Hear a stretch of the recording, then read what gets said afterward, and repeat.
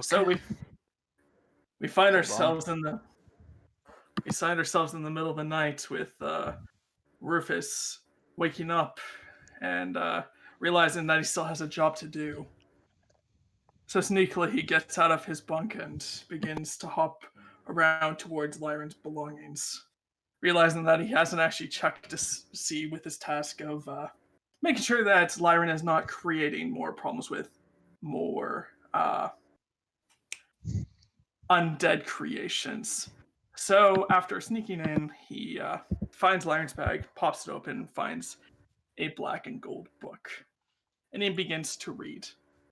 After debriefing with the council regarding the primordial fire elemental, we set off the avium to discover whether it held any clues and aids into dealing with a new foe.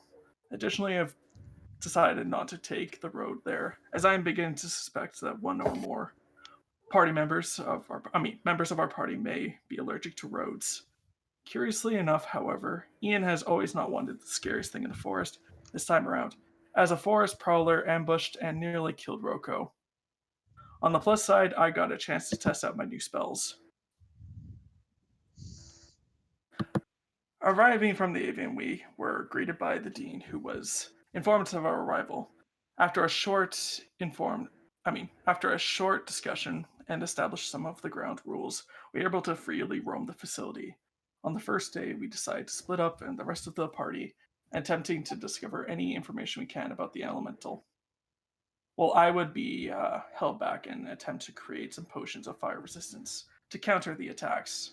After a solid day's work, I have come to the conclusion that alchemy is not for me, and I solidify my belief in the fact that I saw my chronal shifted self nod. I envied him, he was not the one to succeed in the task. He was undoubtedly the better in the timeline. At the day's end, whilst I was still seething from the parallel timeline version of myself and how we got out of doing anything, we all met up to discuss the progress. Apparently, Roko and Rufus have ran into a bit of a hurdle with getting any specifics or any specifics or concrete information on the elemental, while Tutu had a great success in learning both climbing and antagonizing the librarian. Ah, classic.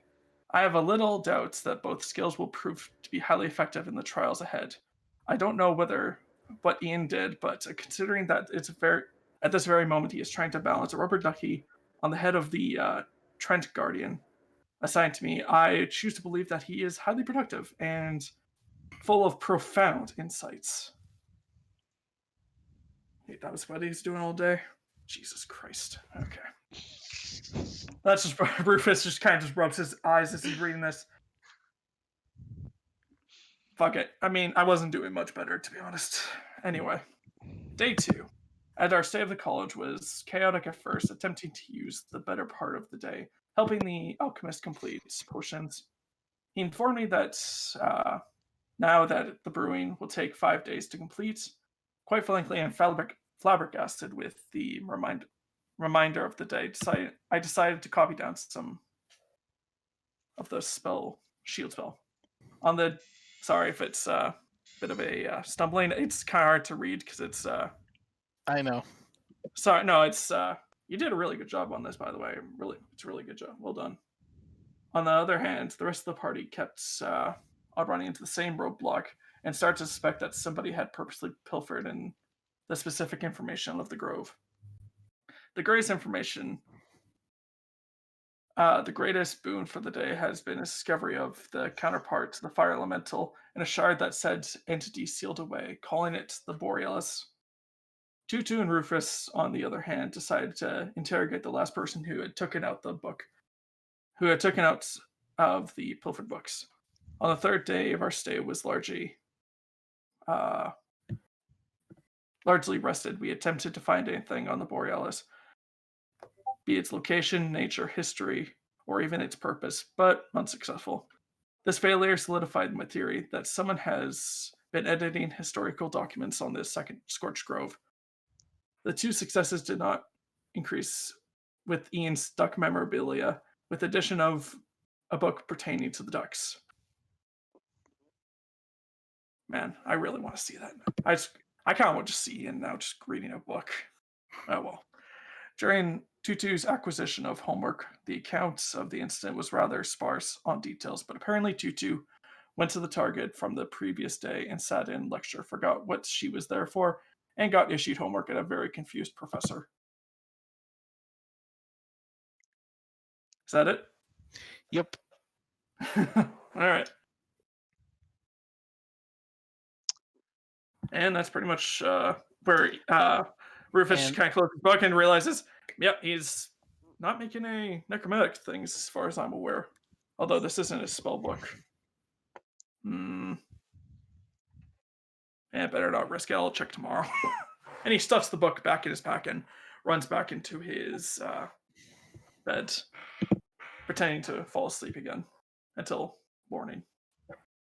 And on the next morning, we go to the library to discover the state of the pilfered books and got assaulted by shadow monsters from My Hero Academia. You think I'm joking, but I'm not. Anyway, you know what? I had to ask, did you prepare that ahead of time, or did you spontaneously make that? Yes, I can just conjure things like this on a whim, Michael. I wasn't sure if it was some sort of program. No, I can't painted everything here. Dude, I gotta say that those drawings are actually really good. Like for instance, to make the pages of the book, I needed a black and white thing. Of like, hold on, let me find one that's good. Like, I needed something like this, and then I needed to combine it with a 3D model of a book. The original concept of this was gonna be animated. I still have the animated rig. Unfortunately, that render would have cost me 23 hours of render time. 23 hours! Damn. And I spent so remember when I went, hey Michael, I am booking recap start time for next time? Yes. From that point on, it has been me working at the very least 10 hours per day on this. You know what? You have earned your double inspiration. 10 hours a day? Dude, that is fucking ridiculous. Holy I am shit. impressed and flattered. I don't even spend 10 hours a day just working on campaigns as a DM. I've spent maybe 10 hours total working on this campaign. Okay, I put a little more time into that. But anyway, double inspiration. Well earned. Well earned, my friend. So you may take an inspiration and gift inspiration to someone else. I'm gonna give it to Cosette just because of the imminent danger we are in. Well, thank you. Alright, and as you two have been reading your book and you have been suddenly accosted by these shadowy figures, let's roll some motherfucking initiative. Oh, wow. That is really unfortunate. Could you click your token? I put it on the map for you. It should be by bubble 2. Just remind you, Cosette, you have that inspiration. I think I'll save it for when it's a little more desperate. How much HP do you have left after that hit? I had temporary hit points. Oh yeah, that's true. We all had our 8 HP temp. That's right. Could you roll initiative again, though, just so you can get your token on the board? Sure.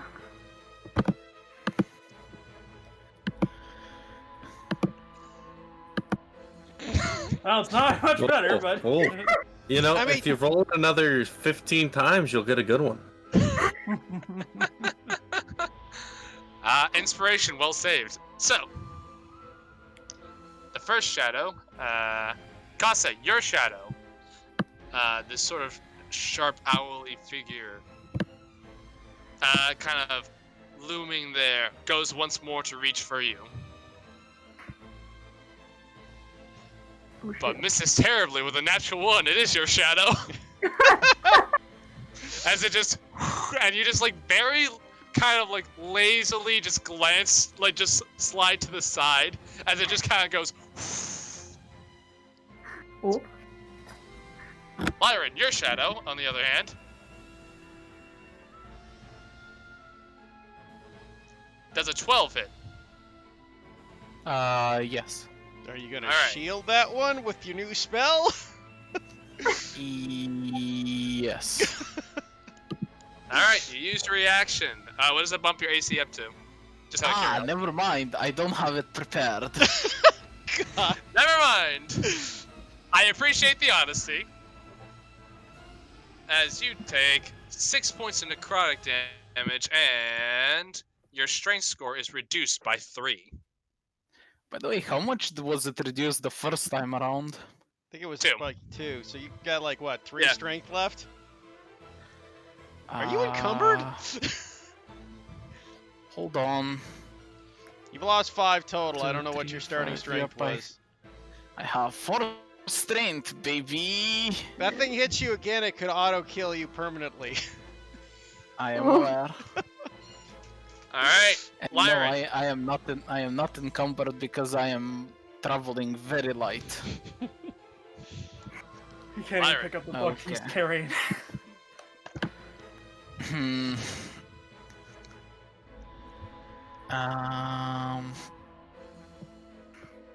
Well, me being hit really does kind of fuck up things, doesn't it? Okay. Plan number 1 goes Thunder Wave. Okay. Hold on, was it Thunder Wave? Yes, it was. Good. Making sure that I don't misuse spells. And I will be quicken spelling that one. So that is a bonus action. Wait, why can't you quicken the spell? You're a wizard. Yes. Feats. Feats, Michael. That's right, you took... Alright, that's right, I forgot you took that. Alright. As illusory Lyran just shows up, casts a spell, and I just look at him. Alright, so... let me see here. Twiggy, has to make a Constitution saving throw, so let me get his, thing out.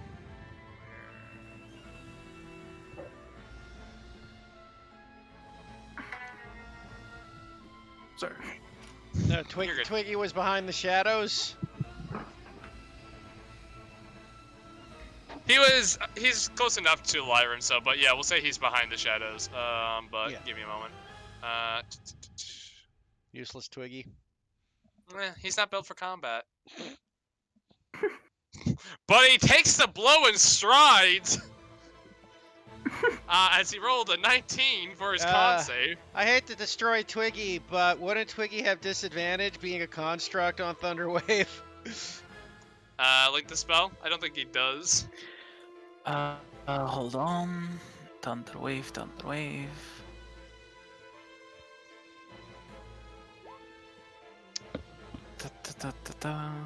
It says nothing about constructs in there. Yeah, I think you're thinking creature Shatter. 10 foot. Oh, I'm thinking Shatter probably. Yep, you're right. Yeah, you're thinking Shatter. I'm thinking Shatter. Yep. Alright, but that is still 3 HP down on Twiggy. Ow. Does that mean Twiggy beats the shit out of Lyra for hitting him? No, but the shadows need to make their con saves. And both fail.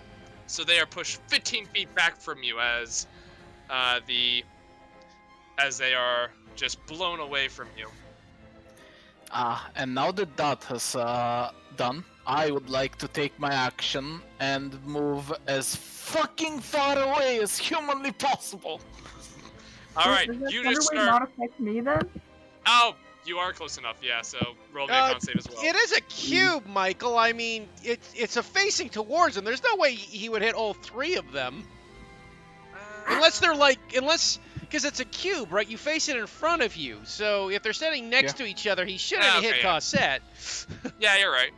Now, I keep thinking for whatever reason, just because it's just how we originally ran it back when I started playing D&D, it was centered on you. Oh, yeah, but it's not. It's centered in front of you. Yeah, Yeah. no, you're good. You're right. Also, it sends a loud boom within 300 feet, so this is now just buying time mission. But as you launch this wave of thunderous energy, it does push them back, but they don't seem as affected as you think they should be.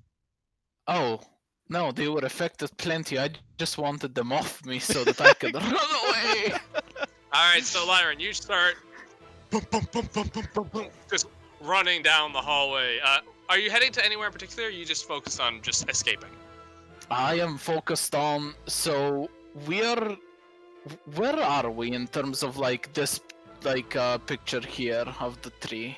You are in the roots. You are in this sort of weaving labyrinth of this large library that is, whose roots expand for almost half a mile in any direction from the tree, if not more. Yep. Then I am just making tracks, preferably towards the main entrance. Okay. Because I know that there are guards there. Indeed. I'll say, for the sake of just making sure you run in the right direction, you know where you're going. Because even as a student here, you didn't have access to this area. So I will say, make me a survival check, as you are just having to rely on just quick memory. I will be. I'm guessing that fails. Yeah, you run off into a dark. Yeah, I will chronal shift that one. Alright. Boy, this has been an Jesus Christ! joy. Alright. Lyron, you start running off into a direction. Just. Cosset, it is your turn. These things are 15 feet away from you. I like see. And you just saw Lyron book it. Yeah, I just see Lyron booking it and I'm like, hey, wait a minute! And I decide to cast Fog Cloud and then run after him. Post a spell. Alright.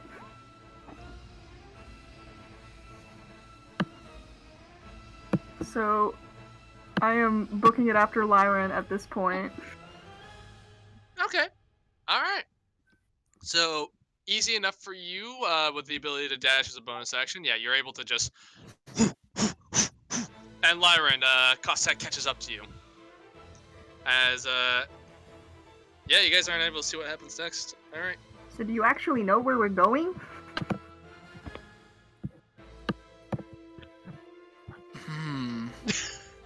That's a very interesting relative question. Alright. I know we're going somewhere.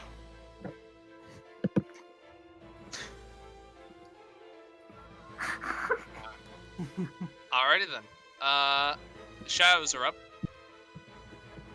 And as you are running and running away, Cosset, make me just a perception check as you're running. Alright. Nope, you are distracted. You're focusing on the path ahead. And as you guys look to turn around, you do see one of the shadows following you. No, you see both of them, sorry. You see both the shadows following you. They don't catch up to you this round, as your fog cloud did slow them down a bit, but they saw which way Lyron was running. Alright. But that is their turn. Lyron, I'll say they're about 30 feet behind you at this point.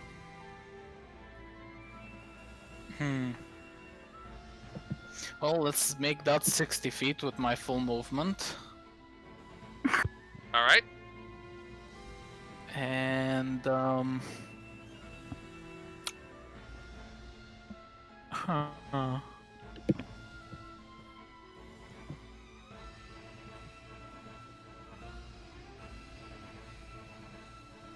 Does one be evil?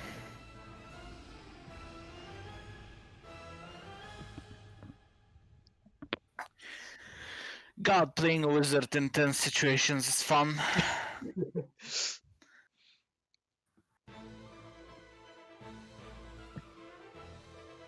Okay, I will Ray of Frost the closest one. Alright. Roll attack.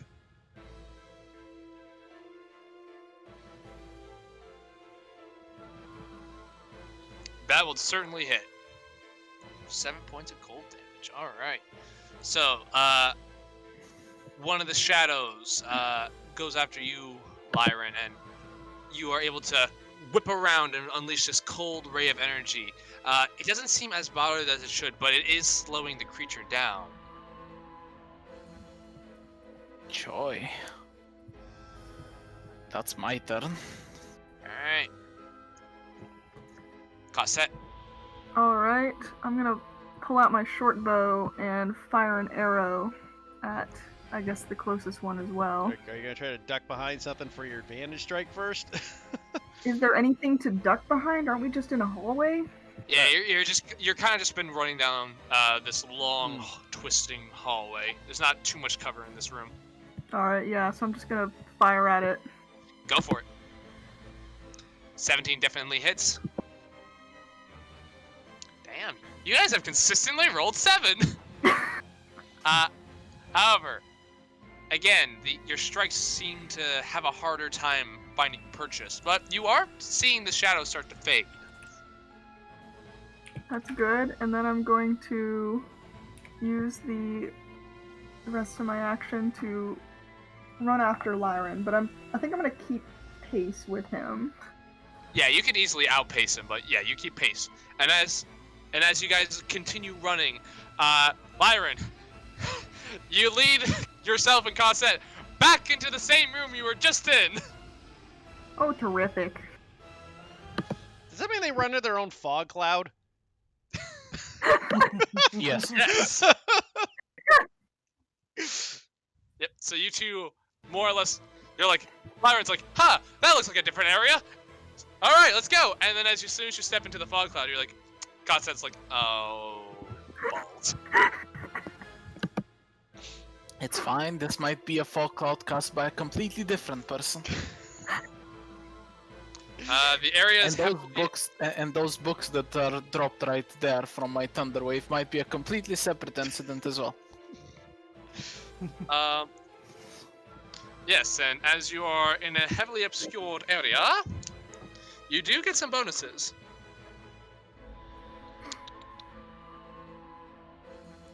Okay, let me just see what if these things are affected though. There they are. Cool. So as you guys are running ahead, you hear kind of a as Lyran, you feel a presence behind you. It does not seem to strike at you, however, since you can feel this sort of cold mist coming off of it as it was trying to chase you down. Cassette, on the other hand, however, you go to turn around and you can't see, but you feel the air kind of shift beneath you for a moment as you feel an attack coming your way. Both of you are considered blinded, so this is just a neutral strike.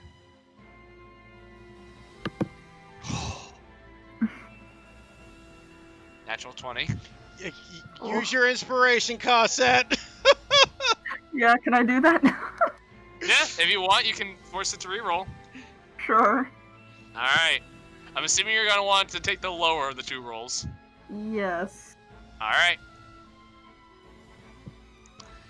So, what should have been a magnificent hit that could have cost you your very life, you feeling the wind pressure kind of beneath your feet, heightened senses you have for such a thing, you are able to step back as this thing just kind of like launches what seems to be out of the ground as you can barely pierce through the fog, and just like misses a soaring uppercut as it just rolled a natural 1. Nice. You gotta love that spectrum difference. Oh man, I want to just see for my own satisfaction how bad this would have been for you. Bad, very bad. Also, you have lost 5 strength and 19 necrotic damage. You wouldn't double that part though, Michael. It's a dice effect. No, but it's only damage dice effects. Yeah. Is it? Yeah, you Yeah. don't it double does. secondary effects, otherwise that would be ridiculous. No, it's only Alright. only damage die. Yeah. Alright. That's a Well, recipe to just murder players, really. alright, fair. Throw But 8 shades at them, and eventually one will crit, and you lose up to 8 strength. Fair. Alright, but anyway.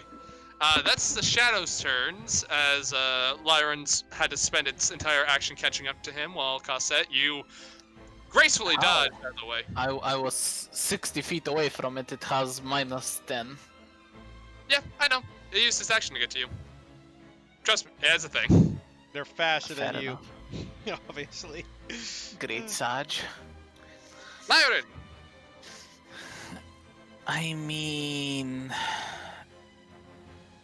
it's rather unfortunate, but I can either try to murder it real quick, which may not go well, or just continue doing what I was doing.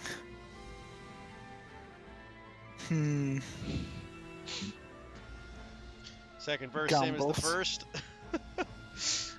Meanwhile, the rest of the party are just sitting around the table, just eating lunch. Like, man, this is some really good breakfast. I think at this point, Awesome. Roko's just like eating. Goes, hey guys, did you hear something? It sounded like a small fart. God damn it, Ian! By the way, for the purposes of, so you know, everyone in this fog cloud is blinded. Blinded. Hold on. This actually narrows my options down a lot. That means you'll just have to use, what's it called? Saving throw spells. Yes, still have to imagine if I see caught those- some of those. So you have Thunder Wave. I think Thunder Wave's the only thing you can use. Because everything else requires sight. That you can see within range. Yup. Thunder Wave's the only option I got. Thunder Wave. Alright, 12. Alright, let's see how they do. Also, I will be upcasting that, by the way, so that's a 15, not a 12. Alright, give me a second to make them make their con saves. That's a failure. And that is also a failure, so 15. 7 damage each, Michael. Yep. Ooh, you lucky bastard. As... Actually, you can't see this, can you? But, you hear kind of a... as there's just this... As you cast the Thunder Wave with another thunderous boom, you just see, for a brief moment, the shadowy figure in front of you just is gone. Gossette, the one in front of you gets pushed out of your very, like, right in front of you, like, so you don't see it anymore. Cool. I will walk 30 feet backwards. Making your way downtown. Alright, you get out of the fog cloud. Is that your turn? Yep. Alright. Gossette, there is a creature in here somewhere. Alright, I'm gonna try to follow Lyron back out of the fog cloud, and then can I, hold an action to, like, shoot anything that comes out of the cloud after me? You may. Cool. Alright. And as that happens, Gossette, now being able to see, you keep your eyes pinned on this fog cloud. Make me another perception check. Alright. That'll be enough. So, as you are training an arrow down here, you know something very odd. As your shadow seems to elongate into the fog cloud. And as that happens, you see just for a moment, it seems to get, you see the end of your shadow, like the end of your shadow, grow shorter and shorter and shorter until it's right upon you, and you just see this creature sort of leap out of the ground trying to make a strike at you. However, you are not caught off guard by it, so it's just flat roll, and does a 15 hit? Yes. Alright. So you are able to make your attack first, however, as you're able to just this bow. Okay. So we'll see if that makes a difference. 16 does hit. Those order of operations matter. This is getting silly. Unfortunately, that doesn't do it, so it does get its attack. But you do see the arrow kind of like go through it and just hit the petrified wood beneath your talons, as it's just a burn. But You take 5 points of necrotic damage, and your strength score is reduced by another 1 point. Okay. Alright, Lyran. Now that I can actually see it, this person is now the proud owner of 4 magic missile bolts. How do you want to do this? I just wanna make Swiss cheese over here. I will become a fine artisan. Alright, so as this Cosset, you trade blows with this thing, you see 4 beams of magical force impact this creature, causing it almost embedding themselves so that they just kind of blow holes all across it. And then the creature just kind of looks at you, raises its clawed taloned hand, and then just dissipates. Well, that's one down. Or was that both of them? As you guys, I shrug. you wait for a moment, staying on guard. Nothing seems to happen. And Kasa, how long does your fell cloud last? It lasts... 1 minute until they decide to drop it. Yeah. Actually, I guess they would need to make a con save since they got hit. Yep, that is a good point. I mean... No, 1 hour. Jesus. Never mind. Yeah, up to 1 hour. Can you dissipate fog cloud? Oh, they can, Yeah, they it's can just drop. concentration. It's a concentration spell, yeah. But I do Yeah. need you to make a Constitution saving throw. Oh, right. Okay. Where is it? Yeah, you're fine. You can keep it up as long as you want. I think I will dissipate it at this point. Okay. So the fog cloud And all drops. this. The fog cloud drops as you two are kind of left alone in this room once more. As you see this, you can see what seems to be the librarian. I think his name is Swiftgale, if I'm not mistaken. Hold on, let me find it.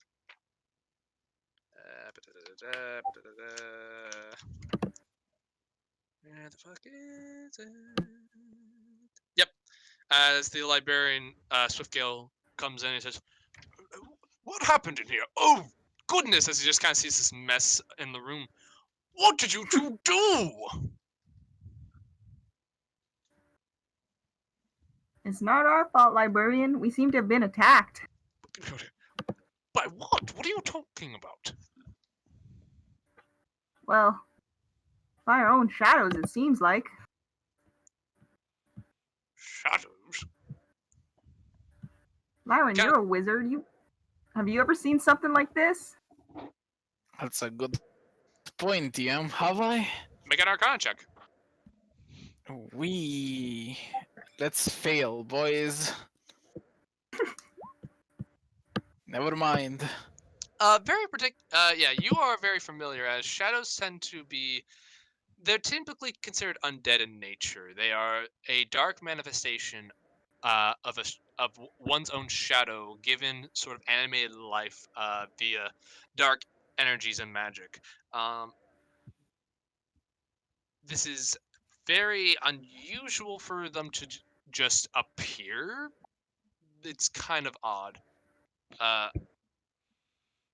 to say the least.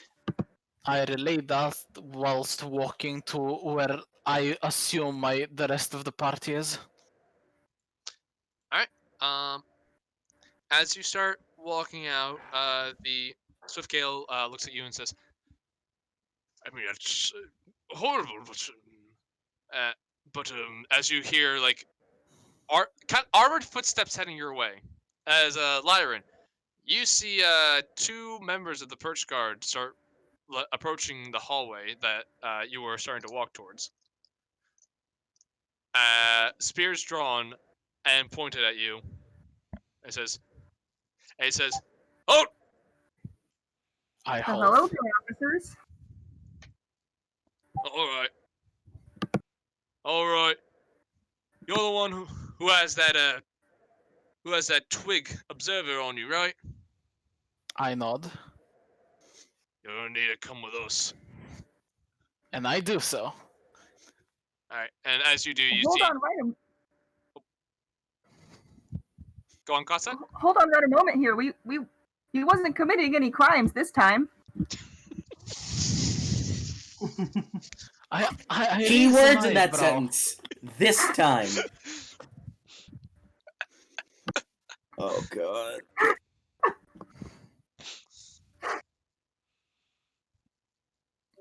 Well, they say, I mean, not very compelling, but that twig blight over I'm there telling sent out a signal that necromancy was being used, and we were sent to go appropriate this gentleman so we can sort things out with the dean.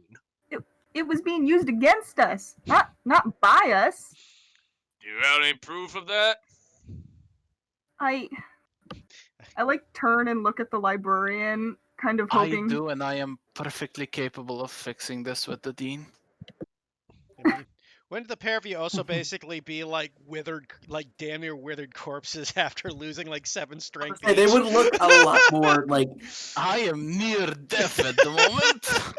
I was like, They they do- look like they do malnourished as shit. Yeah, they do look like they've been in a fight and like something has happened here, but these aren't. Lyron, you would know that a station of the Perch Guard is kept here at the avium for emergency situations or if some sort of law enforcement is needed. They are not. While some of the Perch Guard here are trained in the Arcana, others are not, and these two kind of wear like standard Perch Guard uniform. You Cosette, gather. it's quite fine. I more or less expected this to happen from the first time we got attacked. So Well, I gestured to the 2 guards to like make way.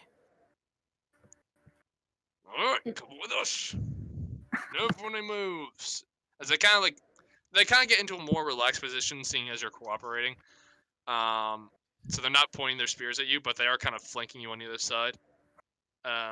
Swiftgale kind of looks at you, Costa, as like, I cannot say what happened, as I was not here, but if what you're saying is true, there might be remnants of the spell here, I suppose. Maybe we should take a look around. that might help sort things out. Alright then, I'll help you take a look. As Lyron, you are being walked away. We'll stick with Cosette just because this will probably be the quicker of the two. So you may, as you're looking around, make me an investigation check at advantage since you do have this librarian helping you, as he seems rather flustered that a fight broke out in his library. All right. So, as you are looking around the area in which you were attacked, you notice a piece of parchment kind of lying in between a couple of bookshelves. That was only about 3 or 4 rows away from you. And looking upon it, you see this piece of parchment. You see this faintly, these runes sketched upon it, and it has this sort of, like the page is dark, and this ink almost seems as black as a void. It seems out of place. I go and pull it out and just, well, that's interesting. And I kind of bring it over to the librarian and show it to him. You ever seen anything like this? Let me take a look at that. As he's taking a look, he says, I'm not, it seems as though this seems to have some sort of necromantic magics to it, but I'm uncertain of the specifications. I would suggest taking this to the dean, though. Well, perfect. I can meet back up with Lyron over there. Alright. I'll say with that 20 investigation check, that only took you about 15 minutes, so the guards are about 15 minutes ahead of you.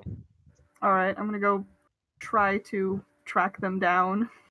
Right. Well, you know where the dean's office is, so Okay. I will say, since the guards aren't moving particularly fast, make me just a general athletics check to see if you can catch up before they get to the dean's office. 14. I'll say, yeah, you'll get there about the same time they do. Lyran, are you doing anything in particular while you're being taken there, or are you just kind of keeping quiet? I'm keeping quiet. No point in causing a fuss. All right. As you are taking the elevator up to the dean's office, Gothlet, you are swiftly behind him, and you are able to catch up just as he reaches, just as the guards are knocking on the dean's door. Twiggy is also, Lyran, Twiggy was also following you that entire time. I forgot to mention that. Yeah, no, Twiggy is following you at this point still. Twiggy, you survived. Hey, It kind of gives you a thumbs up. hey, wait a Well minute. done. I come running after you guys, like waving this piece of parchment. I found some evidence down there of our sabotage. Oh. Well, let me see that then. As one of the guards kind of like outstretches his hand, kind of pompously, with a sort of oversense of importance. I like suddenly like clutch it close to myself. I can show it to the dean myself. Thank you very much. Kind of squints at you. Make a perception check.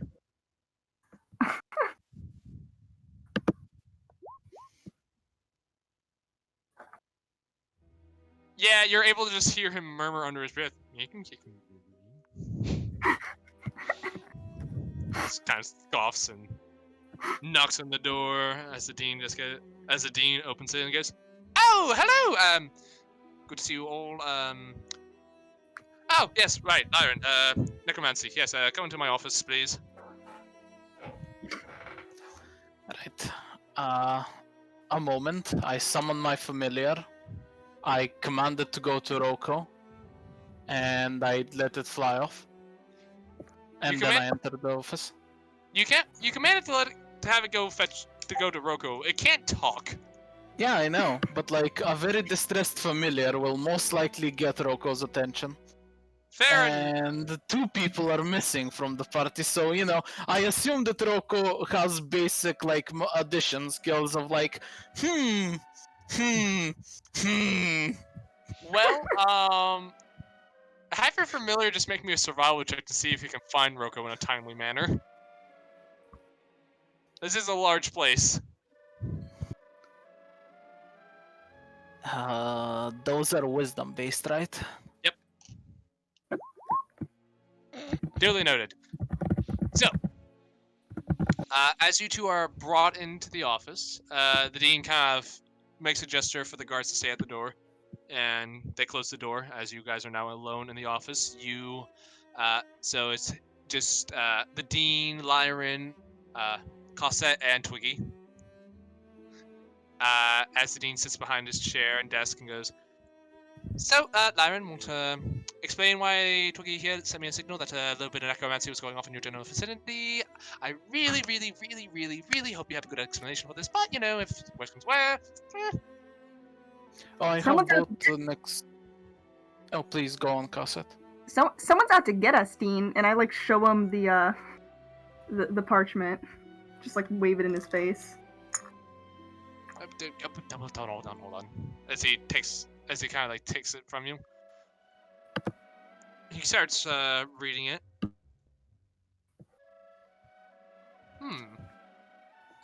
As he just kind of looks at this and goes, "Very interesting. You kind of seem like going, are you sure you simply didn't knock this parchment out of some sort of book and it may have activated on its own? I mean, the school does have a lot of built-in security measures from the ancient times. This could be any one of those." It was wedged in a bookshelf, kind of in our vicinity, and then our shadows came out of nowhere and attacked us. It feels like you missed an opportunity to say, and then the shadows came out of our shadows. I see your sense of humor survived the encounter, which is good. He's looking at you two, seeing how withered you were before, he says, I don't deny that you were attacked, but are you sure this wasn't some sort of accident? It could be all manner of things. The school is ancient, after all. And Lyron, you do know there are stories of like kids accidentally activating ancient security mechanisms that cost them a few feathers, maybe singe their eyebrows. Sometimes others have been very horribly injured, and there has been 1 or 2 occasions over the centuries of people losing their lives accidentally due to these unknown defense mechanisms of the school. I don't deny that that is indeed a possibility that exists, but also, we were discussing something very curious prior to that. Such as? Oh, well, that's a theory that our cleric is building up. I wouldn't want to ruin his little reveal. Oh, mystery. Alright, well, I'm interested, but Either way, this is one of the few instances where the council both take it away and provide it. I am marked by the council, and they do have a tracking beacon on each spell type and school I use. And should you contact them, they should be able to confirm that I have yet to use necromancy since the mark has been placed on me. just a And moment. considering shadows are a primary necromantic creature, undead in nature, Give me a moment. As he kind of like he swivels on his chair back towards you as Lyron, you can kind of see his fingers on the edge of his seat kind of going through some sort of arcane circles are being drawn in the air for just a moment. I must put this joke in every campaign, but I motion to Cosset, just wiggle my fingers around and whisper ancient magic words. Excuse me? Don't worry about it. You betcha. It's a bad joke that started a long time ago, and I'm keeping it alive, goddammit. But as he does this, you do kind of hear him go, just checking, has Lyron ever used necromancy ever since getting that tattoo that you put it on him? If you could get back to me as soon as possible, thanks, bye. As you can just, as a moment pause, and then he swivels around in his chair again and goes, well, I just got word. You are indeed correct. No necromancy has been felt off of you at this point, so I believe at this point you are in the clear as far as that goes. But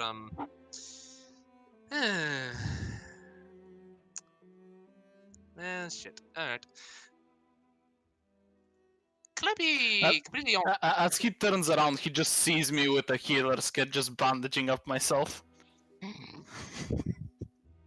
Hey, I'm near death. I'm allowed to be paranoid. As he goes, oh, don't worry about that. We'll get you taken care of. But in the meantime, can I be honest with you two for just a moment? And if you promise not to talk about this outside with anyone else, because No. As a matter of fact, no. I recently discovered that I am terrible at both lying and keeping secrets. As a matter of fact, no. Let me rephrase that. I am both incapable of lying and terrible at keeping secrets. Can you keep at least something to yourselves? I'll be sure to I'm bop gonna- him if he starts to tell. I think that's a yes. I may have a problem here at the school. Maybe you could help me out with that, and I could probably, write a good letter to the council. Maybe, help you worm your way out of some punishment for the supposed crimes accused against you. Because I know apparently you have a trial coming up after this whole mess is resolved, and my word is quite influential.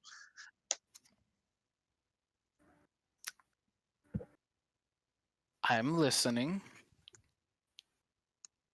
So,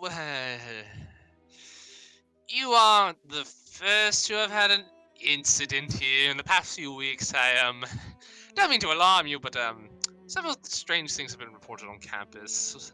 Well, this college was made by powerful wizards, millennia ago, and we haven't, you would know, Lyra, that we haven't figured out all the old what all those old clotters left behind here, magical fences and the like. But we've had a few incidences in the past, and I hope this is the case. But you folks have a good reputation of solving problems, right? Sure enough. I can neither confirm nor deny that. I have it on good authority you were able to handle certain situations with a delicate enough hand. But anyway, neither here nor there. I want it to be on the record that I consider that a minor miracle sent by the gods themselves. And let's hope the gods can continue sending miracles your way. Can you perhaps look into this, a few of these incidences, just to make sure they're not in some particular way connected? I don't know, Dean. You betcha, Dean. I like that gonna- answer. I was gonna say bound by law to not be able to do any of that. Well, just like I said, if things happen here, I can make certain that things may get left out of a report here or there, try to bolster your reputation a little bit while you're here, I do have to ask that you don't actually delve into, actual necromancy while you're here, but, like I said, I could potentially get a good word for you. Could you just, look into a few things for me? I'm We have confident. already started, don't worry about it. Excellent. I'm eager to hear your report, but, so, Okay. to get down to business, just a few things if you could look into for me. By the way, a thing you can look into me, for me, look into me. Well, I'm looking right at you right now. As the guy gives a smile. in my defense, I was just attacked by a shadow and near death. Which is why you need a good laugh. Yes, I sent an inquiry about a Oddwald Ebonheart. About this would be a monthish ago. Can I have that confirmed? Yeah, you made that request about, at this point, about a month and a week and a half ago. As he says, yes, Oswald, I haven't seen Oswald in the school at any point. He is an alumni and is more than welcome here, but I have had no run-ins with the man, nor have I heard any other of my associates have a run-in with him.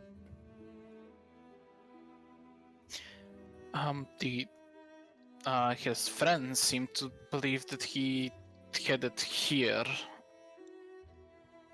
And this is his last known address. No, that wouldn't be address. Place he was stated to be heading. Destination. Thank you. Welcome. Voice in the sky. You're welcome. He kind of cocks an eyebrow at that and says, well, considering Oswald's high standing with his family and all that, I would have heard if he was here. I could ask around for you, see if he's, make sure he isn't here, and I just haven't heard of it, but... I'd appreciate it, thank you. Certainly. May I ask why you're so interested in the man, though? A friend of him requested that we check up on him. Oh, which friend? I described the person I definitely remember the name of. No, wait, I do. Ashen Knight's friend?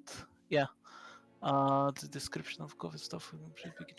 Nope, I haven't written down his name, so I just know him as the Ashen Knight. Oh, you mean Ruffian. Yeah. I remember that little fellow.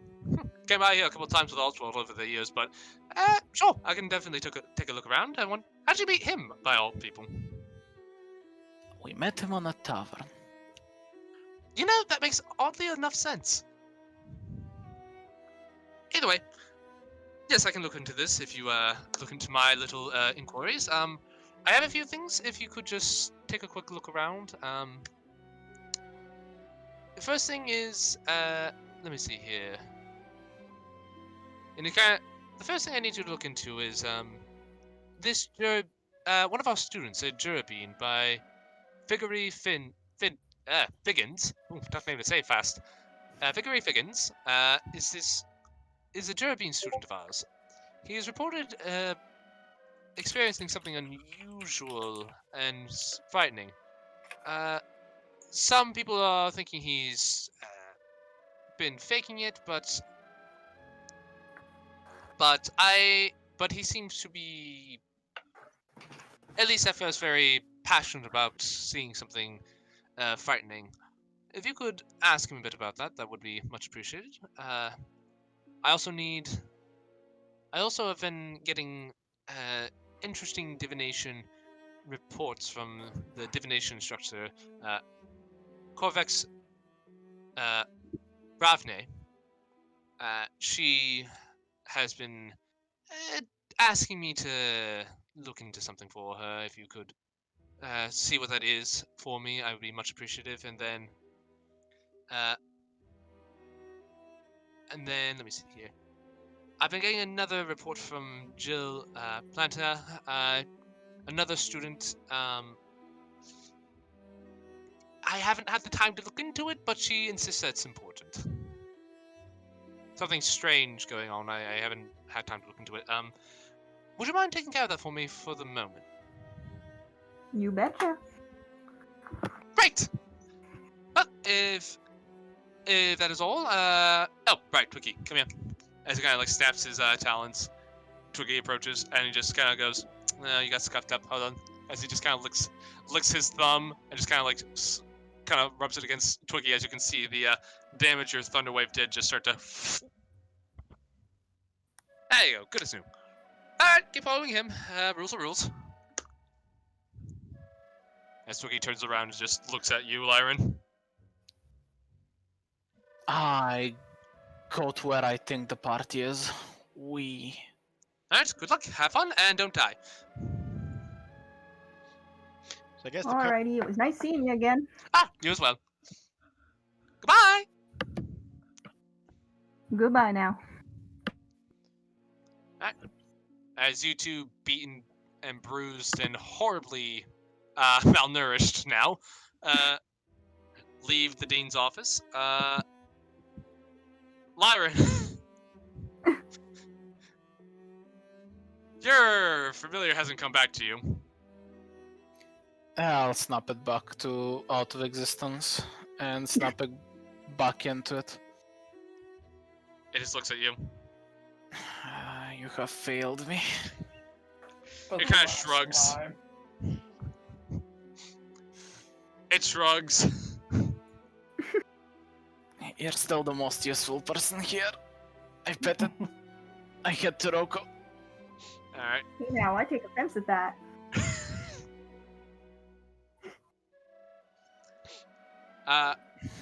You... Hey Cosette, you can take all the offense you want, but he's my emotional support and keeping me sane at the moment. I was trying to vouch for you back there, you know. And I appreciate that, but whilst my freedom is one thing entirely, my sanity is a separate one. Whatever you say then.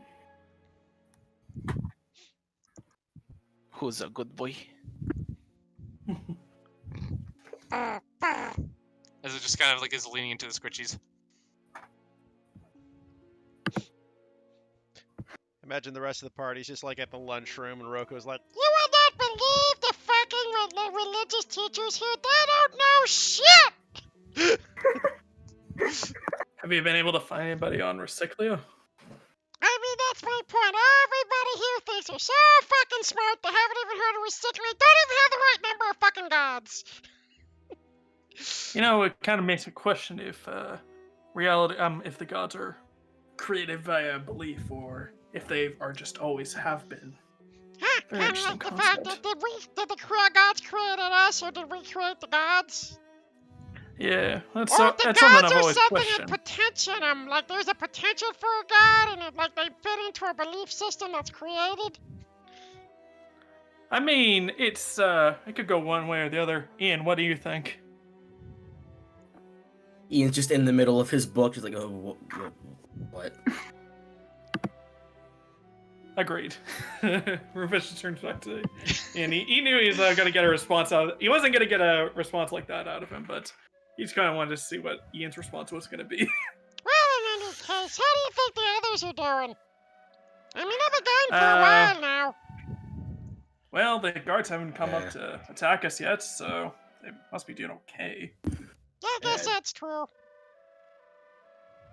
I'm sure they're fine. I mean, how Although, much yeah, trouble could they get into in a library? Yeah, exactly. Unless At this point, Lyran opens the door looking half withered and near death. By recycling Cross, what the hell happened to you two? We got into so much trouble in that library. Rufus kind of looks like Lyra, sees like the back. Oh, sorry. Lyra, why am I saying Lyra? I'm getting all mixed up. Claire had a BRB, yep. Yeah. Why don't you just give her a couple minutes just to get into it? Okay. All right. I did get a message from Laura. She said she may not might not make it today. Okay. 2-2's having an adventure off in the library. Lost. Gotcha. Yep. Secretly, Tutu was with us the entire time. Then the fog cloud hit. Tutu got confused, went left instead of right, and is now on a completely separate journey. Tutu's still running around the library going, being chased by a shadow. Claire's back. Okay, so Okay. back to what happened. What the fuck happened to you two? Rufus just, you guys just notice the bags under his eyes. Like, did you guys get new eyeshadow or something? You're looking at the bags under their eyes and not the fact that their muscles have atrophy. I was We trying got to make a attacked by our own pun. shadows. Got attacked by your own shadows. Yeah, Look, while Lauren, doing I know you were library skittish, but I didn't think you were scared of your own shadow. No, I mean, they physically attacked us. Your shadows physically attacked you? Were you guys trying to box your own shadows and you lost? I've never heard of that happening before. Well, we did win the fight eventually. But after they chased us all around the library. It's kind of hard to outrun your shadow, I imagine. Hey, remember when everyone was like really suspicious that the books have been recently tampered with by someone? Yeah, I sent you down there to check on that. Yeah, we confirmed that. We also confirmed that whoever probably did that is also a necromancer. I would like food now. An undead shadow! That makes more sense, actually, now that I said it out loud. Do you guys want some healing there? You look pretty well beat up. It's not healing, it's the effect of it. Unfortunately, I don't got the powers to help you with that just yet. I'm aware. I would like food.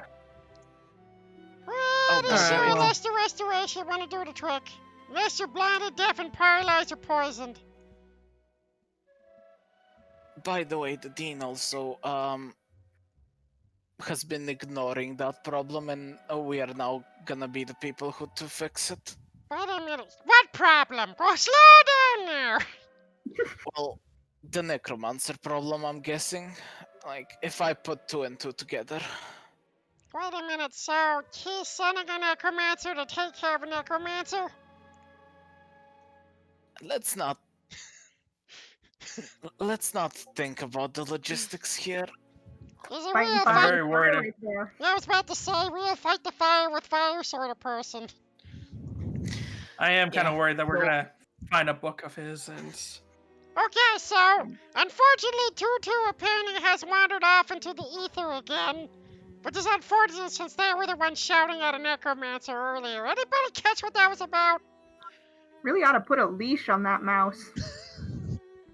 I've been Well, thinking about it, honestly. I honestly doubt it would work. Probably not, knowing Tutu. Yeah, I was walking away with the necromantic teacher, and I turned around, she just disappeared. It's crazy. Wait, what? Oh. Well, that's what me and Mothby and Tutu were supposed to go and talk with the. Oh, you spoke with the Necromantic. necromancer too. Okay. Yeah. Did she seem Well, like I the didn't. shifty sort? I didn't so much. I didn't so much speak as watch hopelessly as Tutu threatens and well, acted very Tutu. Damn it, Rufus, we gotta keep an eye on her.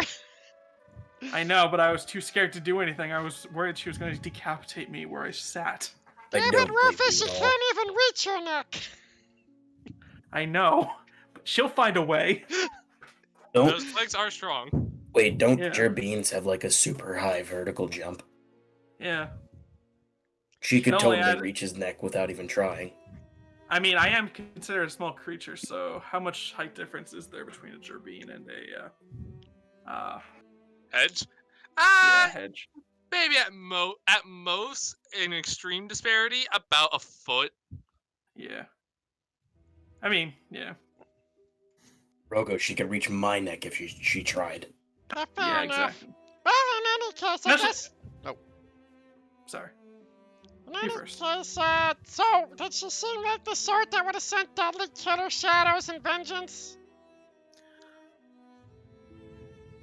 I don't think this was that targeted. I think this was a trap in case someone looked into the pilfering of the books. Ah, so Because could it have happened right after that. But those kind of happened right after we were looking research. I mean, it didn't happen when I was looking at the books. Yeah, I might have out loud stated precisely what I was thinking at the time. That's a weird trap. What did you say at the time?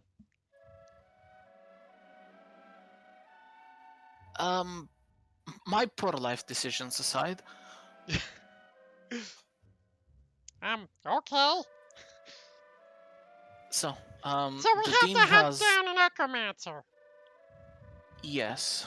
To accomplish that task, the dean gave us 3 leads. Perfect. What are they?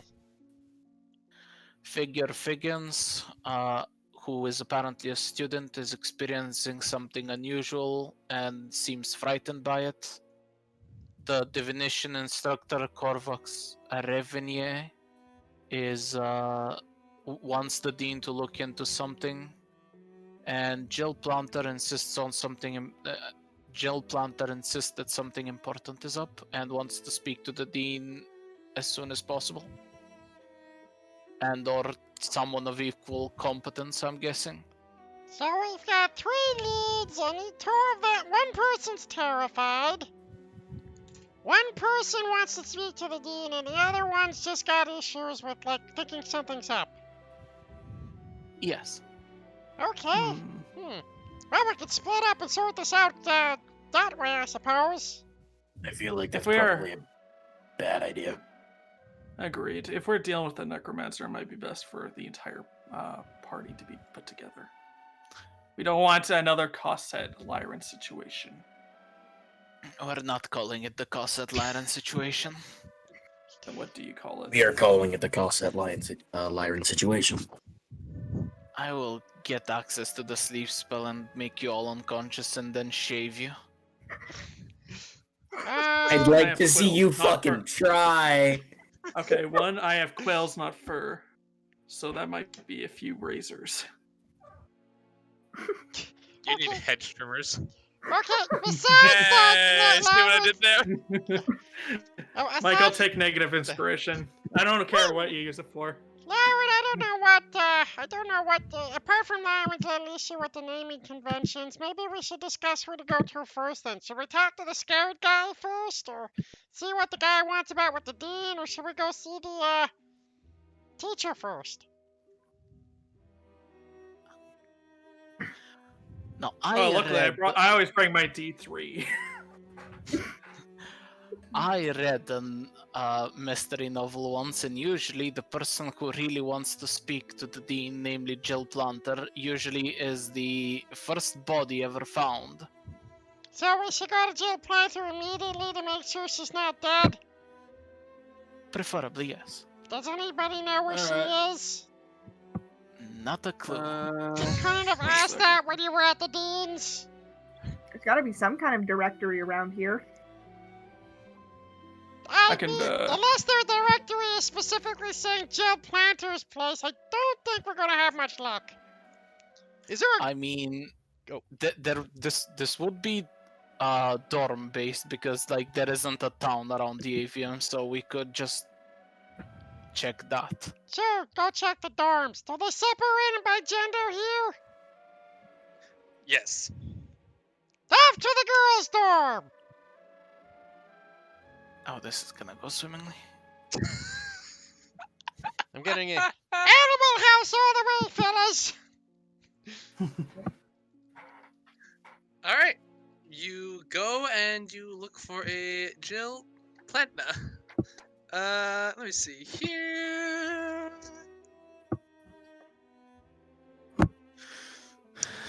So out of curiosity, Constance Lyran, are you taking time to like recover at all, or are you just going like, food needs muscles? I have eaten breakfast. That's about all the recovery. I mean, I didn't, because of the temporary HP, I didn't actually take that bad, like, serious damage. No, but Yeah, you are I missing didn't strength. take much as well. Fair enough, but I you are missing personally strength. don't need strength. Yeah, unless But I more will say I, shadows like, show up. Dude, if more If there shadows was show up, some, you're like- actually fucked, though. if there was some leftover Goodbye, breakfast on the Lyran. table or It was something, nice knowing you. scarfed it down. Sorry, Claire, what'd you say? If there was, like, some leftover food on the table, I scarfed it down. Alright. Do you two want to take like a short rest maybe before we head off? You know, I Hmm. was going to resting my tail feathers for a few minutes. Hold on. I tell you what, you two can take a short rest with Ian here. He'll keep you safe. I'm good. I can go. You sure? Well, okay. Yeah. Your life. You sure? You don't look so good. I mean, honestly, like Roko's just gonna kind of finger poke him to see how much he tilts him. Just a light breeze comes by and we just see Lyran just fly off into the distance like a kite. you look like you wouldn't even be able to hold my armor right now, buddy. I don't think he could. Really look like normally. I don't think he can even float in those robes. Firstly, Anyway, what's your big I hurry? can move in my robes very comfortably, thank you. And I don't think I can lift your armor normally. It's not Michael, that quick heavy. question. Michael, just quick question. So, it basically kind of makes you look more, it makes you weaker and kind of malnourished looking, right? Yeah, he is skinny. He looks malnourished as all fuck right now. He is skinny. He is like you can very clearly see some like bone definition. Yeah, he peeking through. he looks like a person who just got out of a concentration camp. Yeah. I would I was gonna just say like as soon as he says like I can move around my robes mean, perfectly Michael, fine, his pants just fall down. To be fair, Michael, he has a 4 strength right now. I don't know if he could support his own body weight by the definition of how TNT math works. No, your body weight isn't counted on your Oh, carry I know. I'm capacity. just saying, though. It's just like you're. As long as you have a positive in strength, you can move around. Oh, I know. Well, if you have a 0 or lower, you're dead. Yeah. But yeah, you are. Oh no, wait. There are actually a couple of effects that drop you to 0 strength, but don't kill you. No, fair enough. Don't know what those are. But in any case. I think one of them involves the Sphinx. Moving on. But anyway, yeah, Lyran, Lyra and Constance do not look healthy at all. They look like they've been You malnourished. guys sure you don't want to take a short rest? I mean, me and Rufus can go take care of talking to this lady while Ian watches over you two to make sure you're not attacked by any more shadow beasts. I mean, Anyway, we can finish Lyran, our what's the lunch. big hurry? let's just finish our lunch and then we'll go Well, and meet the according to lady. Okay? Lyran, the big hurry is that this person's probably going to die soon if he's not already dead. In my defense, I got that from a book. I don't know that for certain. Well, I mean, if I was trying to kill out people who were worried about discovering my truth, probably killing off the blabbermouth would be the first place I'd go. Well, they're probably already dead, to be honest, so might as well enjoy our lunch first. I hate how reasonable and ready you were with that logic, Rocco. What? I read. No, it was more the applying the reasoning to it just so readily. I'm a reasonable sort of fella. Fair Quickly enough, looks let's at take 'em. Rocco wearing a trash can for a trash lid for a helmet, and then looks back down. You are certainly Okay. an interesting group of people. I'm a reasonable sort of fella wearing a literal trash can. Hey, recycling's Checks out. reasonable. To an When you extent. look like the definition of the word trash panda, I don't know if you can be reasonable. So, you guys sit down for a short rest, I'm assuming. I guess they do. Alright. Lyra and Cosette, you may spend hit dice to recover any hit points you've missed, and as you take some time to recuperate, you guys notice very rapidly and unnaturally their muscle mass begins to return to them as their strength is no longer diminished by the end of the long rest, or the short rest. I guess I just ate a good meal. Yeah, it's basically like, you know how in like certain like animes, they scarf down food, they're like thin as fuck, and then they scarf all this food down rapidly, and then just boom! I've seen it. Essentially just pulled a Popeye. Yeah! No, that is basically it! Come on, Cosette, eat up. That's not very good. Come on. I'm just shoveling food down my beak. Hey, that's my food. Not anymore, it's not. Well, I hope that wasn't Tutu. Oh, God. By the way, I like to imagine if you did put a leash on Tutu, you guys be like, alright, let's go! And then look down at the leash to see that it's been chewed through. Oh yeah, I'm sure. No, it's like that little dog thing where they pull out of the leash when you're not looking. No. We'd just get a child leash and then just make it out of, I don't know, high-grade leather. And then have Ian hold it. But anyway, you guys may start your search for this person. So where do we go first? I guess we head towards the female dorm and talk to the whoever fuck is in charge of the place.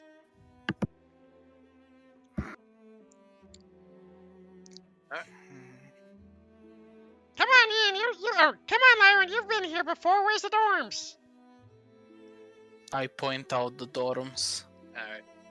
It This takes place you... really... Oh, sorry. It does take you a good time to travel there, as this is a very big place, but the cafeteria isn't too far from the dorms. As you make your way there, Lyron, you would know, unless they changed this in the past few years, guys are not allowed in the female dorms.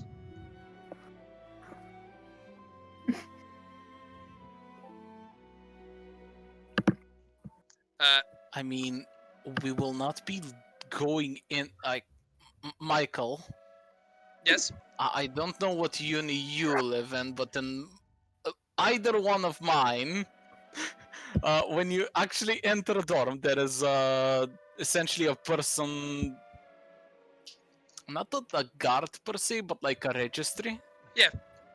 We You would know, stop by that and go like, Jill Planter, urgently, Dean's orders.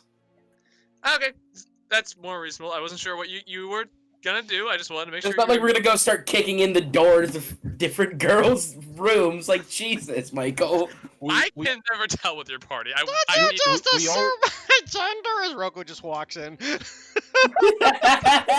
We all put bad costumes and we start shouting, "Where is she?" So you guys walk into the lobby of the girls' dormitory. As you see this sort of like hen-looking woman, very large figure. As she looks down on you, she says, Yes, how can I help you, gentlemen? And a lady. And a lady! I'm sorry, I didn't see you there. Jeez, this, like, they're just rude as hell in this place, aren't they, Cossack? My You betcha apologies, they are. as she puts down a book. Anyway, what can I help you find people with? The dude wants us to speak to somebody. Do you have a name? Lauren, what was the name again? Jill Planter. Jill Planter. Give me a moment. As she takes this large ledger, just boom onto her desk, as she just slowly just licks her thumb and just by page just starts turning this incredibly large ledger. Give me a moment. How many people freaking live Every, here, like- Lauren? Every Oh. 5 seconds exactly, Ian's gonna start squeaking his rubber duck. Like, he's going to count, which is a lot for him. But Give me a second. Nope, shit. Nope, dice come back. There you are. she making a wisdom saving throw. Yes, and she failed. As you keep squeaking it, she goes, "Young man, can you please stop that?" She looks up from the book. Yeah, I about mean, to if you cut it found out. The lady's looking. Give her a chance, okay? He squeaks it one more time and then puts it away. Thank you, young man.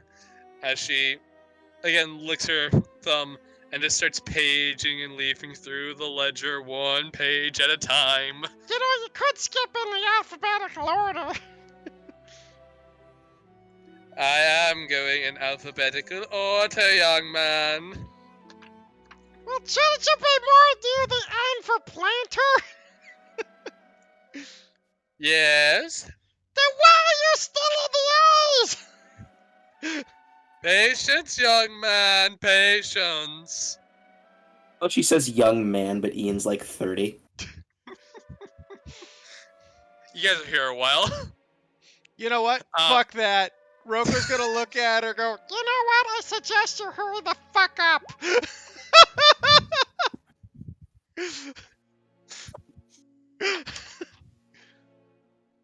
She looks at you and says, "Fine."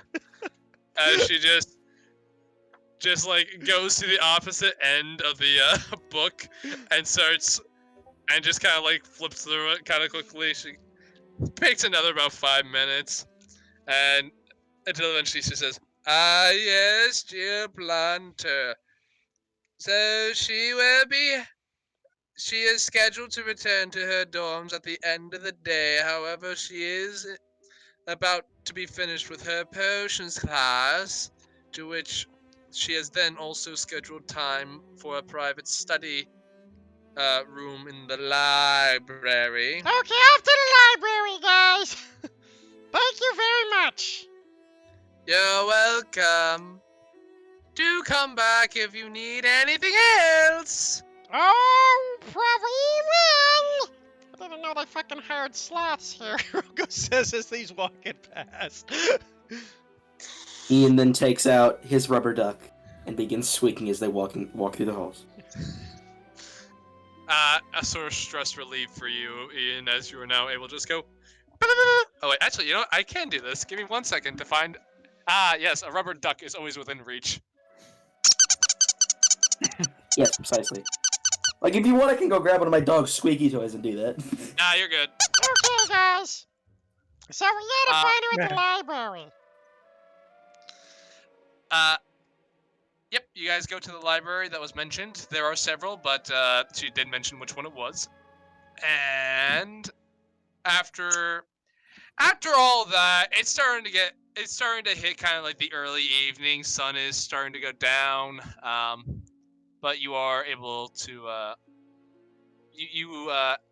getting to the library. You ask the librarian and are able to find this Jill lady. Let me see. I just realized what Roko should have done. You see, Enlighten us.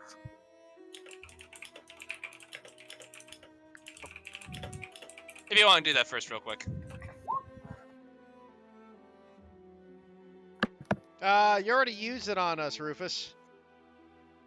Yeah, it's only once per day. No, it's once per short or long rest. No, No, no. no, sure. Sure. Yeah. Yep, never mind. Sure, go for it. Yeah. More hit Which- points. How much temp is it? 8. Actually, it doesn't say once per day. You can just do Yeah, it it's whenever you short or finish a long long or short rest. Yeah. It's fucking broken. I didn't realize that. I thought it was just only long rest.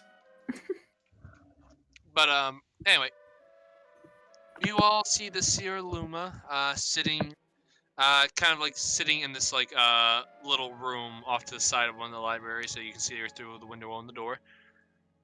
I'm assuming you approach her. Yep, maybe that's the one we're looking for. Or no, it's. Alright.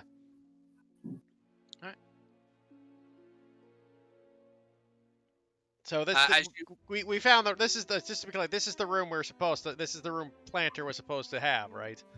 Yep. Okay. And as you walk in, you see the sable Luma woman. She looks up at you, younger girl, and she says, Miss she Plant, says, Nope. "Hello, how can I help y'all?" Miss Planter, I assume. Yep, that's my name. Apparently, you wanted to speak to the dean about something. Oh yeah, can y'all for that? Yep, he sent us specifically to figure out what your issue was. Oh, good. Here, take a seat. It's a bit of a story to tell. Not a long one, but something I noticed. Fair enough.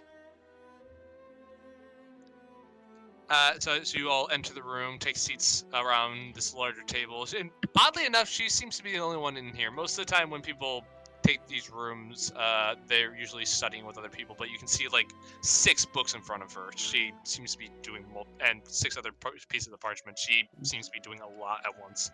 What are the books on? Herbology, potions. You see one about divination, another on illusion, and another on abjuration. While one seems to be on the ecology of the woods. Sounds good. Ian doesn't care about any of those. Damn. Rufus just gives a small look towards the ecology of the woods book. Just for some reason, he just wants to see what the book is titled. It's just ecology of the woods 101, like Okay. an introductory guide to the ecology of Humblewood. Okay, fair enough. Okay, so what was this thing you saw? Well, I finished up some extra credit assignments for Professor Lynchwood in the potions lab when something strange happened. I noticed the surveyor twigs. They were cleaning up the labs like normal, and then all of a sudden, those stringy little guys just stopped. They started walking out of the lab, and they went across. They went towards the crossing platform. I was curious, so I followed them for a bit, and it looks. And while I wasn't able to follow them forever because curfew was starting to kick in, it seemed to be heading towards the lower levels someplace, but I wasn't able to, keep up with them.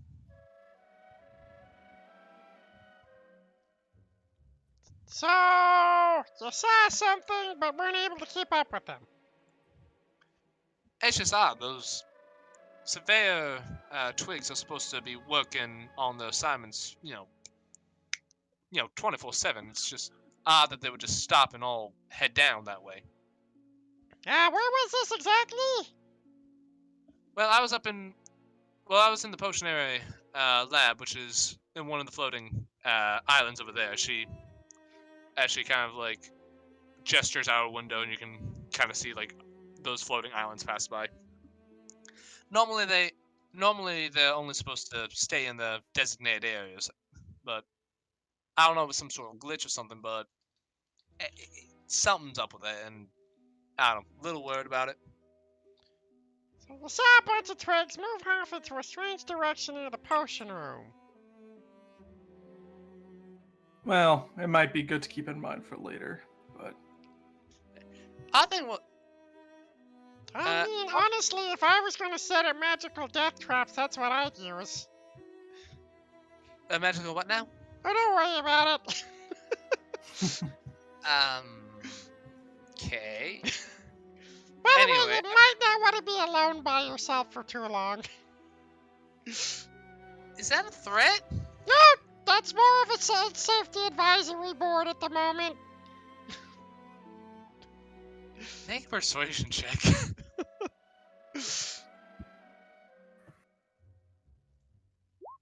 19. Rocco never fucking does bad on those.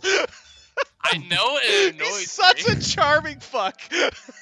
She kind of looks and he's like, all right. Anyway, I filed a notice with the administration that day, but figured they were gonna be doing something. But I never heard anything back. I don't know. Could have been. I might just be making a mountain out of a molehill or something. It's just may have been just maintenance or a drill or something. I mean. No, you were right to bring it to the attention of the authorities. I mean, those things were. I mean, if anyone should be asking, I guess Professor Nightsea would be the person to go ask. Oh, is he in charge of the twigs? She. She. I don't know. Yeah, Professor Nightseed, she kind of, from my understanding, those night twigs are a bit of a combination between, transmutation. However, she borrowed some elements of necromantic formulas to sort of get them to animate the way they do. Did she just make undead twig people? No. Also, isn't that illegal? No. To use necrotic magic? It's not necromancy. It just borrows some elements of it. It's still transmutation, pure and simple. Yes, I'm sure it is. I mean, Wait, I thought, Lyron, I thought you said yours was chronomancy, technically. So why were you getting shit for it? If hers was just abjuration. Because there are some primary schools of magic and obscure ones. And I'm guessing yours got the obscure end of the stick. Ever seen a chronomancer except me? I haven't really seen many wizards to begin with. Wait. Y'all part of that chronomancy class? Ian No just such thing looks at exists. the student. No. Ah, he teaches it. You know, I've been looking into that sort of thing. Really advanced stuff. I've been wondering if someone could actually tutor me in that. Looks over at Lyran. Well, he might have time in the future. You'll have to talk to him. He's pretty busy at the moment, though. Isn't the Chronomancer's whole thing time? Oh, that's true. Moving on. Wait, just look me up again if you have free time. I'd love to get a chance to talk with you. Damn it. As you all just walk Well, away. when he finds the time, he'll make sure to give you some. You can I always appreciate- find the time. He does Chronomancy. If he can't Yeah, find I it, know. he can That's- make it. Alright. Okay, guys, so our next two things is we have to either look for our, what was it? There was the professor we gotta talk to, and the one other person who... There was the Figgins kid, the Gerbine. Figure Figgins, who has been seeing stuff as well. Oh yeah, the the scared kid. Okay, let me check Yes. something here. Alright, it doesn't hurt to get a little bit of advice in the future. I picked up these nice tin cans. I've been meaning to use them. Let me just read up the spell quick. I'll link it. I won't cast it unless I tell me say it's cast, stunning. but just for the Tell purpose me that we it's can all stunning. read it. Damn it. Oh, it is Augury. Yeah, it's Augury. Who dropped? Nope, who did we lose? Eric, okay. Oh, Eric. Eric. Yeah. So we're going to who again? Just want to make sure. I think we're casting Augury to find that one out. Okay. So which one do we Yeah, want to but go that's just to? one- Now tell us if it's a good or a bad thing. Yeah.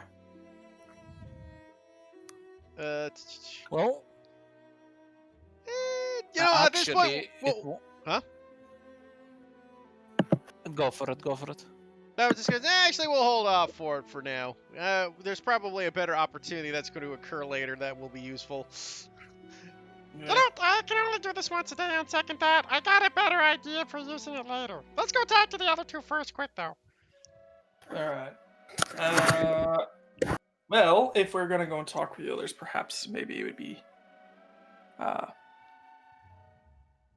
good to start with the what was it? I'm trying to remember the name.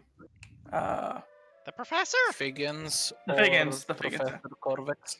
The Figgins, I think. You want to talk Or to the scared kid first? Okay. I mean, we could also talk to the Strigs as well, see what they know. Alright, it is getting later in the evening. I think we should split up for this one, honestly, guys. Otherwise, we're gonna have to do this tomorrow. Yeah. I don't mind I it. volunteer for professor duty. Okay, you go to the professor, and you can either so Fuzzy, me, or Rufus should go with you.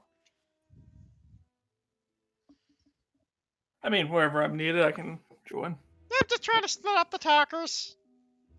Yeah. Who do you want, maybe- me or Rufus? Your call.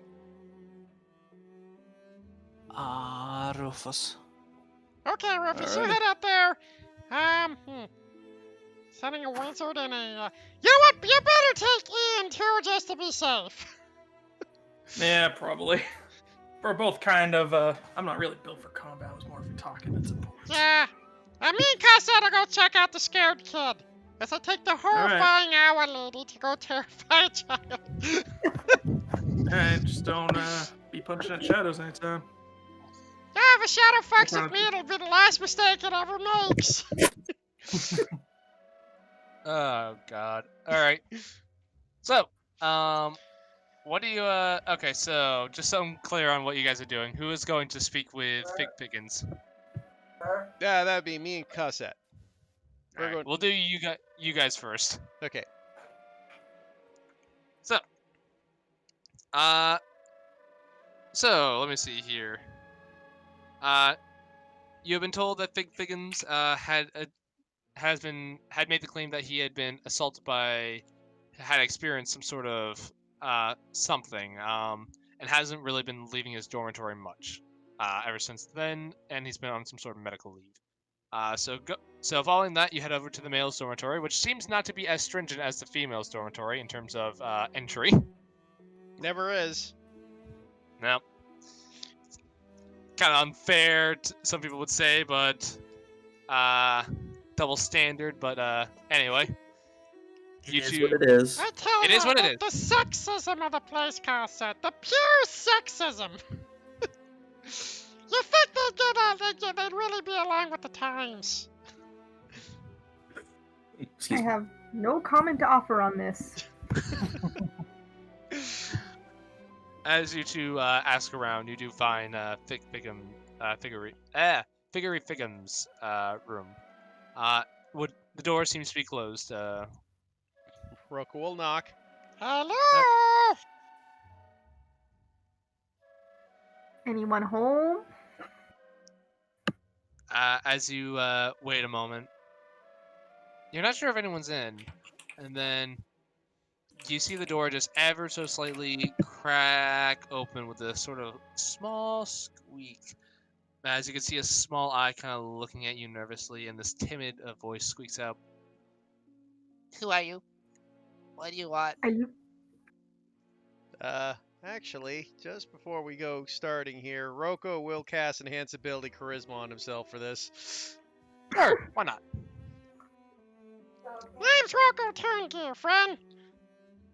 And I'm Cosette. We've Ah. been sent by the dean. Yeah, he wanted us to speak to you about your experience. You are being plagued by terrifying visions of the unknown, correct? Make a persuasion check. I will. Automatically at advantage, which is exactly why I did this. Way to be blunt about it. I guess Cassette rolled it first. All right. Or, do you Cassette. want... Uh, Gossett, as you're kind of saying this, he kind of like, you can see that one eye squint. He's like, don't make fun of me. As he just kind of like starts closing the door. Whoa, I like- friend, we're not here I- making fun of you. I like stick my foot in the door as Roko interrupts him. You kind of see this like this small eye just looking at both of you, kind of like in a bit of annoyance, as he goes, "Come on, everyone else is giving me crap. Just leave me alone." Look, we're not here to give you crap. I'm genuinely interested in knowing what you're doing, friend. Recyclia believes all stories are worth hearing.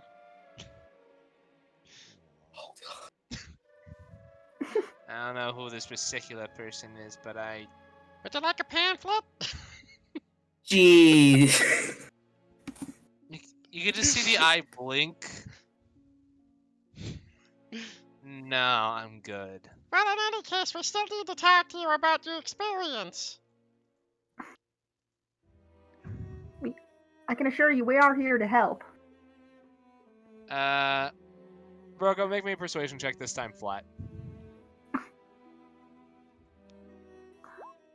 Fuck off. I don't know why it's flat. I don't know. I didn't get the roll. Wait, shouldn't I cost that have an advantage because I was assisting and I'm proficient? I mean, just to be fair, I was gonna roll, but we were both talking.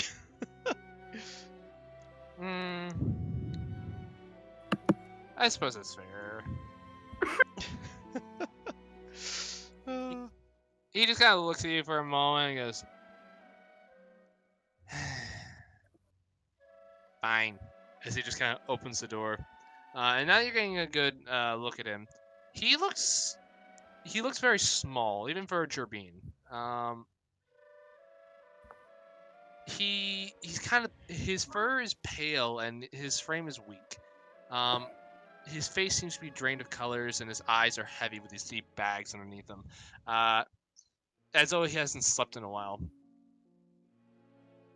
Says, "Come on in, take a seat." As he kind of like goes, he goes over to the fireplace and kind of like picks up a log and then kind of heaves it into the fire.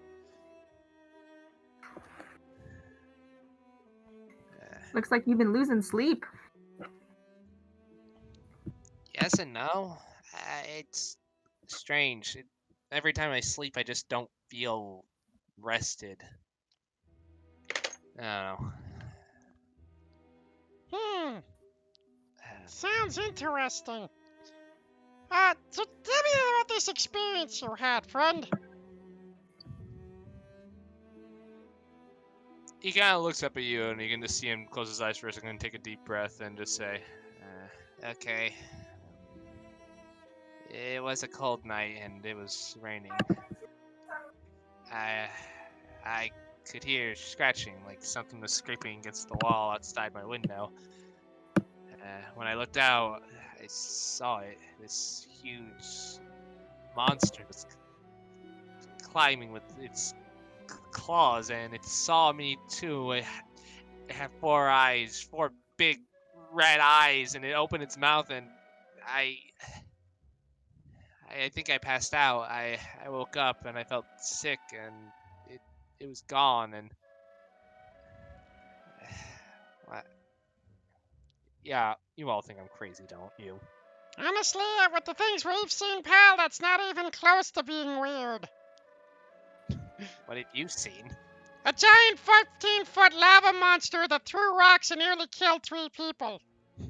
I was attacked by my own shadow this morning. Yeah, you've had it worse, I think. But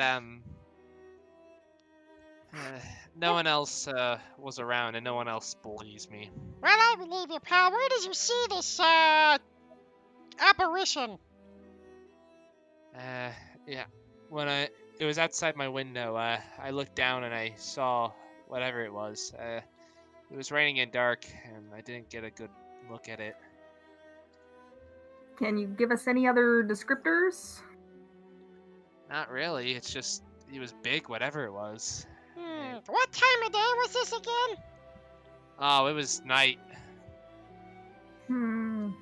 It was night. There was a storm, and I could faintly hear it, but it was there. Interesting. You said And it how was a long ago was screw. this? Yeah, how many days ago? Yes, thank you. Let me see. It was probably 2.5 weeks ago now. Okay, 23 weeks ago. Out of curiosity, was there anything going on around that time? Like a certain kind of like any? Did you hear about any sort of like? What to put it like? Events or any sort of like trouble being caused? Well, it was a normal day as far as I remembered. Nothing. Nothing odd or out of the ordinary about it. Just a rainy day and rainy night. Went to classes, studied. Nothing unusual. You can see like this conversation seems to be kind of taking the wind out of him. By any chance, did you see in any sort of direction that mysterious figure was moving? Like towards the dorm, away from the dorms? It seemed to be moving. I think it was moving up, like with those eyes looking at me. I would assume it was, since it was below me, I assumed it was crawling up. It was climbing. Oh, that's interesting. Very interesting. Just see Roko's like taking out like a pen and paper and writing this all down.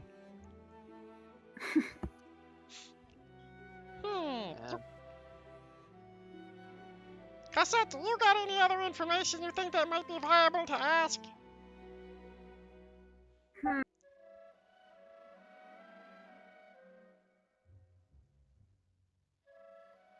I suppose.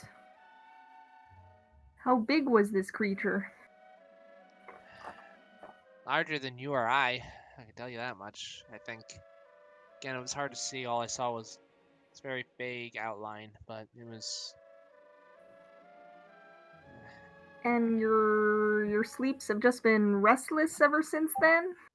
Yeah, I've been feeling fatigued, tired. I can't get a good night's sleep, and... Any sort of dreams or nightmares you can remember? Nothing like that, just... What, do you mind if I take a peek at you? I happen to be a medical man.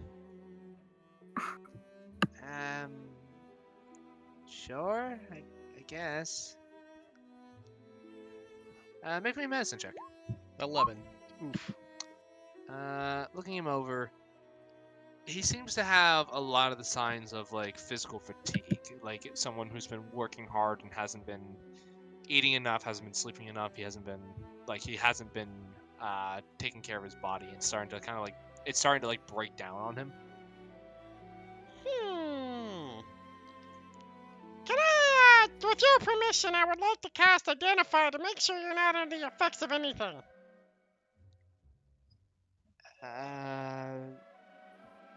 I suppose that's fine. Alright. Are you ritual casting it, or are you, I'll spend a minute. There's no reason to make this guy suffer. Alright. So as you're looking him over with Identify, when the spell goes off, a kind of gleam goes in your eyes, and you are sensing magic on him. It's not a spell, though. There does seem to be this faint aura of necromancy clinging onto him. Well, that's unfortunate. What is it? You seem to have a faint necromantic aura surrounding your body. What? Yeah, no, don't worry. I'm a professional doctor here. I'm a professional cleric. Another piece in the puzzle. I'm like, I would rubbing suggest my chin do you guys have a high-acting cleric here for purification rituals? Not a cleric, but there are other medical practitioners. Yes. Yep. Why don't you calm down, it's okay, it's okay. Shh, she's just gonna start patting him. Shh, it's okay. It takes 6 giggles. Make me a persuasion check. I still have advantage on these. How you do? 17 or 18. All right, you're calming him down. It's I, okay. Fucking Roko is. Excuse me. I think I have to Tell speak you to what, someone now. to be safe, let's what me and Cassette here are gonna walk you over to the medical dorms to make sure you're okay. How about that? Don't want anything to happen to you by accident. Okay. Yeah. It sounds good. Okay, let's take you over there, buddy. On the plus side, you've proven you're not crazy. Silver lining, I guess. And we'll walk him back to the medical dorm. Okay. While this is happening, the rest of you, it is getting later into the evening, but you do after some investigating. Let me see here.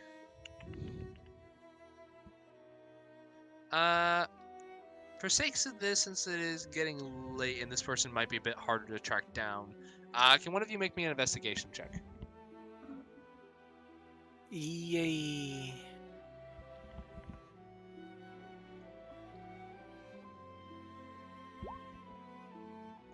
Lyron, easy enough.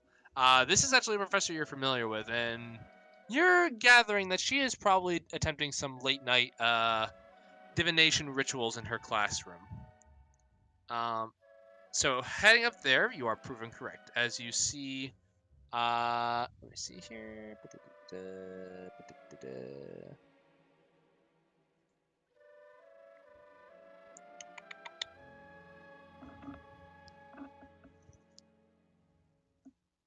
As you see this Corvum man standing there. He is a younger professor by the standards of the Avium. In human years, you'd be gathering he's kind of in his earlier 50s. And he seems to be, as you walk in, he seems to be kind of performing some sort of ritual with small animal bones. And as you kind of open the door and the door kind of like closes behind you, he seems to lose focus. And he goes, "Don't blast it all!" Just on the verge of something. What is it? What do you want? Are you here for an extra lesson? Or oh, not my students. No. We were asked by the dean for your inquiry. Inquiry? Oh, Fuck. yes. I had asked him a while ago if he would listen in on some things. Right. Anyway, so you want to listen to that? Great. Okay. How can I help you? So you want that? Yes. Okay. Yeah. Come in. I was just about to perform another divination ritual. If it's like the others, it should enlighten on what I want to perform.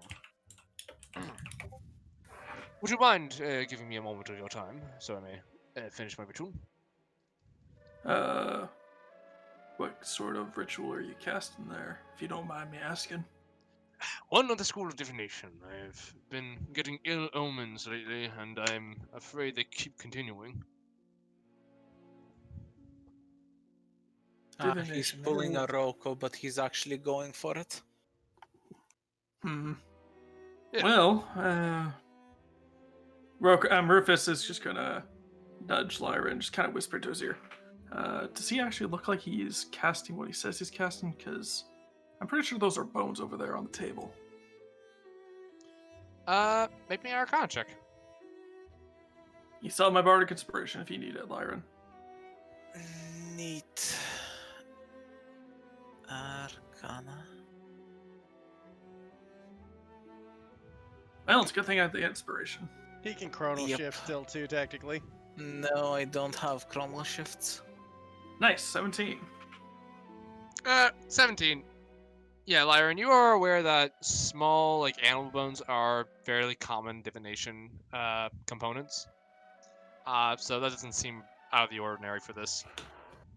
Yep. Oh, I wizards are confirmed weird. that to Rufus. Man, you guys And are I'm weird. guessing we let him proceed. Yeah, sure.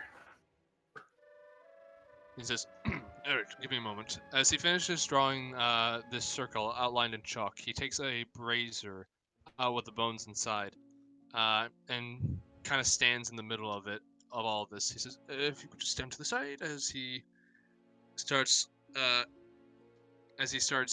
muttering some sort of incantation. As he does, the lights in the room start to flicker. The circle begins to give a faint glow as the bones start levitating out of the brazier, also giving off this sort of eerie glow. You can, looking at the professor, you can see his eyes have rolled into the back of his head. Noted. His eyes roll around into the back of his head as his beak opens up, and without moving it, you hear a voice emanate from him.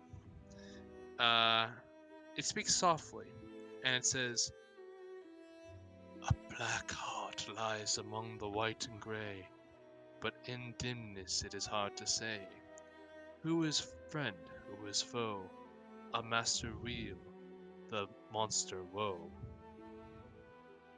And as this voice fades from the room, the bones start to settle back into the brazier. The circle fades as the chalk seems to just dissipate into the thin air as his eyes roll back into place and his maw closes. And he looks at you and says, I've been getting that specific reading every day for a few weeks now. I'm not exactly sure what to make of it, but I'm not sure if everyone on campus is currently safe. Michael, would it be okay if we just got a copy paste of that quote? Sure. Of that. What? Yeah, just for later, so that way we can read it out if we need to. Yeah, no worries, Kieran. 1 second. Thank you, thank you.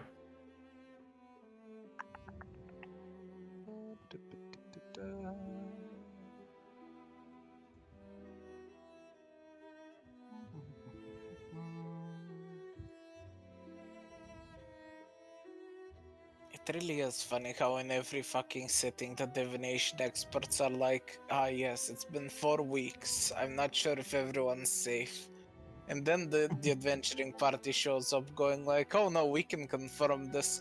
Hold on, here's a list of all the bad things to happen to us in the past 4 weeks. There you go. But he says, but yes, I am quite unsure what to make of this at the moment.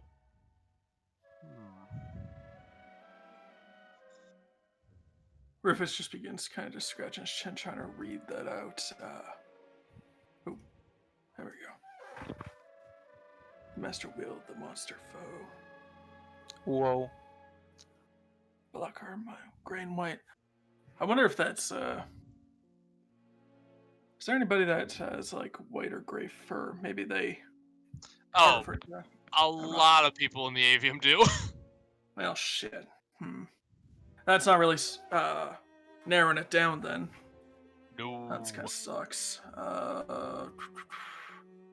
If you could take that to the dean for me, though, and let him know I've been getting that premonition for the past few weeks, I'm sure he could make better use of it than I. I appreciate it. I'll make sure to write that down.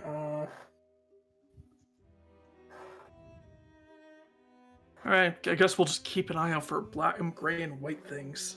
Surrounded by black. I don't know. Not really good the best at riddles. Your guess is as good as mine, young one. And this is what you've been receiving every time you cast this, or? Yes, it's quite bothersome. no variations whatsoever, or different wordings? Same exact message every time. Well, shit. Okay. Well, at least we'll be able to keep that in mind for now. Wait, where the hell did Ian go? Ian! Ian, what the fuck have you been up to? The moment the lights started to flicker and like his eye glowed, he just like stepped out of the room, stood behind the door, and the moment Rufus calls his name, he's like, is he done with the fucking glowing eyes and stuff? Yes, he's done with the magic. Alrighty then, and he will step back in because that shit ain't happening around him. He don't trust it. I do not trust magic, man. No, he just doesn't trust when someone's eyes start fucking glowing, Michael. I mean, He doesn't know any better. He saw that, said nope, and left the room. Yep. Alright. Rufus just casts dancing lights and makes his eyes look like they're glowing. Oh boy, watch out. I'm being possessed. Well, we definitely appreciate your time, Professor Ravia. Ravia. Nice to meet you. Ravina? Rufus Feinhardt. Ravia. Ravioli, got it. Got it. Yes, ravioli. Sounds delicious. Anyway, I'll make sure to pass on that note to the dean. If there's any deviation in the premonition, then please do be sure to pass on along that message. Of course. Well, I'm asking you to take it to him. Well, of course, yeah. Yeah. Well, I mean, if you cast it again, something else changes. Oh, yes, of course. Yeah, thank you for your time.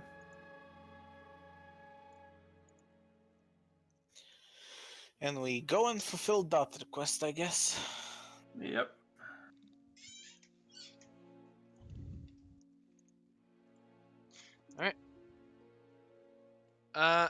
So, you all reconvene in your own sort of room set aside for you. The night now setting, and many of the avium's denizens and facilities are either asleep or closed.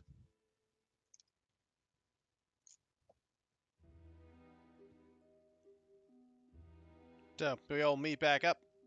Yep. Back in your rooms. So, I'm how was probably your gonna- guys' day? Rufus is just gonna quickly use Animal Messenger to pass along the note to the dean. You know, might as well get it out to him as fast as humanly possible, but not disturb him in the middle of the night. What's with the note? Rufus hands over the note and asks. Actually, you know what? Rufus will just say it out loud, so that way everybody can hear. And he says, "So this is what the Professor Ravioli said. A black heart lies among white and gray, but the dimness is hard to say. Who is friend? Who is foe? A master wheel, a monster foe. Monster Monster woe. woe. Yeah, sorry. I mumbled. Sorry. Yeah, the master wheel, the monster woe. So it's pretty obvious that the Well, the master's the Fire good elemental. guy, but the monster's evil. maybe think it's I think that pertains to us encountering them. If we encounter the monster, it's bad. If we encounter the master, we have a better chance. So that makes sense. Yeah, that could be true. could also be that the person that summoned it had good intentions, but I mean, I don't created think it's something. summoning. I think we got kind of like a stitched monster of destruction going on here, guys. Oh, like Dr. Beaconstein. Yeah, that one. Like, I swear to God, like there was a stormy night, this kid saw this giant creature crawling up with glowing eyes. It was a dark and stormy night. Yeah, and then a lightning bolt just happened to hit by, and And the yeah, it was kid just was also possessed by dark necrotic energies. wait, someone's possessed. Well, not possessed. no, He we're had not dark possessed. necrotic energy like all around him. Oh, Well, that's still not really that much better, to be honest. Were you able to dissipate it or Well, something? unfortunately, I don't have that kind of magic yet. Hmm. I was able to detect it, Well, but that's about it. So we walked him over to the infirmary. Yeah, hopefully they got the Well. higher casters there at the moment. Give me a few more levels. Recycler's gotta upgrade my subscription. Yeah. Recyclia is based on an MLM scheme. The more you cast and the more you gain followers, the more money you earn. The more power you earn. Actually, I guess that technically is just basically what religion is, to be honest. Religion is just an MLM scheme with a different name, okay? And I'm saying that as a full-blown Catholic. So. As an atheist, I like where your head's at. Roger's like, Well, the fact of the matter is, though, is we're apparently about to deal with a person who is summoning dark evil monstrosities, is aware we're onto them in at least a minor capacity at this point, and is trying to murder and kill us. Sounds about right. So. Our Yeah, best bet, though, is apparently, I would say who's ever making the twigs is our prime suspect, because a bunch of twigs, apparently, because of the whole thing with the twigs and the kid. That actually is not a bad idea. The twig would be, That way they can keep an eye on us, under the guise of keeping an eye on Lyran. Well, I'm thinking the twig, like, who making the twigs and all that? I mean, Yeah. they were acting weird, so who's ever in charge of the twigs is probably the one in charge of all this crap. Yeah. Or at least it's the prime suspect at the moment. That would be the necromancy professor, weirdly enough. Yeah. I hate it when stereotypes are right. Well, we were planning to break into her office already, weren't we? We were? Yeah. Well, I guess you guys, you talked about that with Tutu. Yeah. Unfortunately, Tutu kind of forgot and left, so. Yeah, has she not turned up yet? I would like to think, actually, canon-wise, guys, Tutu's just wandering around trying to figure out where their next class is right now. That's probably the canon. Because they forgot they weren't in that other class when they were going after the necromancer, so they forgot it. They think they're a student now. Funnily enough, I'm probably gonna have a one-on-one with Laura to see what Tutu got up to in the entire time for this day. And I've already come up with a few ideas. This is already one of the weirder campaigns because of this. It's just like, yeah, this character has so many memory issues. You just get to have one-on-one sessions randomly because of your spotty schedule. And then they come back to the party, and then it's like, like last time, I fought a fucking necromancer and stole his journals for you. And everyone's like, that checks out. Yeah, dude. Makes sense. I see no issues with this after fighting a giant deadly fish. It's even funnier that they came in riding on the backs of owl bears. Yep. We'll say that was fucking sick as hell. So in any case, guys, our next bet here then, I guess is we gotta go, do we want to break in tomorrow, or do we want to break in tonight? It'd probably be safer to do it tonight, so that way there's nobody, I mean, there's only one of us honestly capable of doing that. Everybody turns to look at Cosette. That'd be me. Great. Well, I mean, Right. I could cast a few spells if need be to help with that. Ditto. So the plan is we'll buff up Cosette. Cosette goes in and starts sneaking.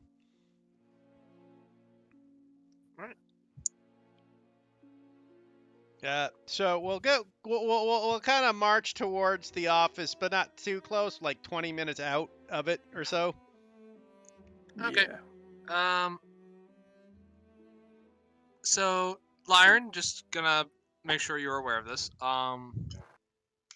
You would know that the faculty offices tend to be kind of under heavy lock and key out of the, let's say, to make sure students don't get curious about certain materials that the professors have prepared for their next tests. Those offices tend to be locked down pretty tight. Hence why we're sending the rogue. I inform everyone of this, though. I kind of figured that's why we're sending the person who's kind of a bandit by nature. No offense, Cosette. None taken. You won't. I know you're fairly sneaky and all that, but do you want some invisibility or some encouraging words before you go in there?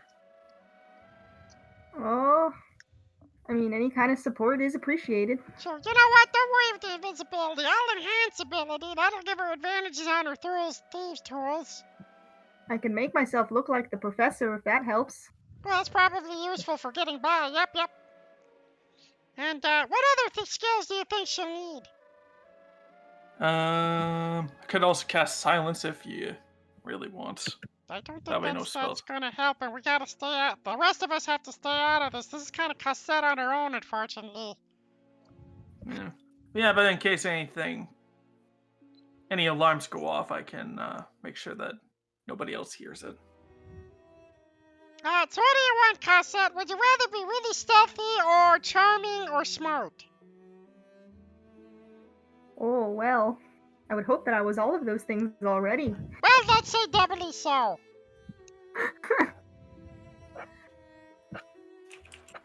But, if one of you guys want to hang out in the hallway nearby, just in case things go pear-shaped. Sure. Who's your best at that? He looks at the party. I could disguise self to make sure that nobody suspects me. I can look like a professor or some kind. Yeah, you got good for the gab for that. Yeah.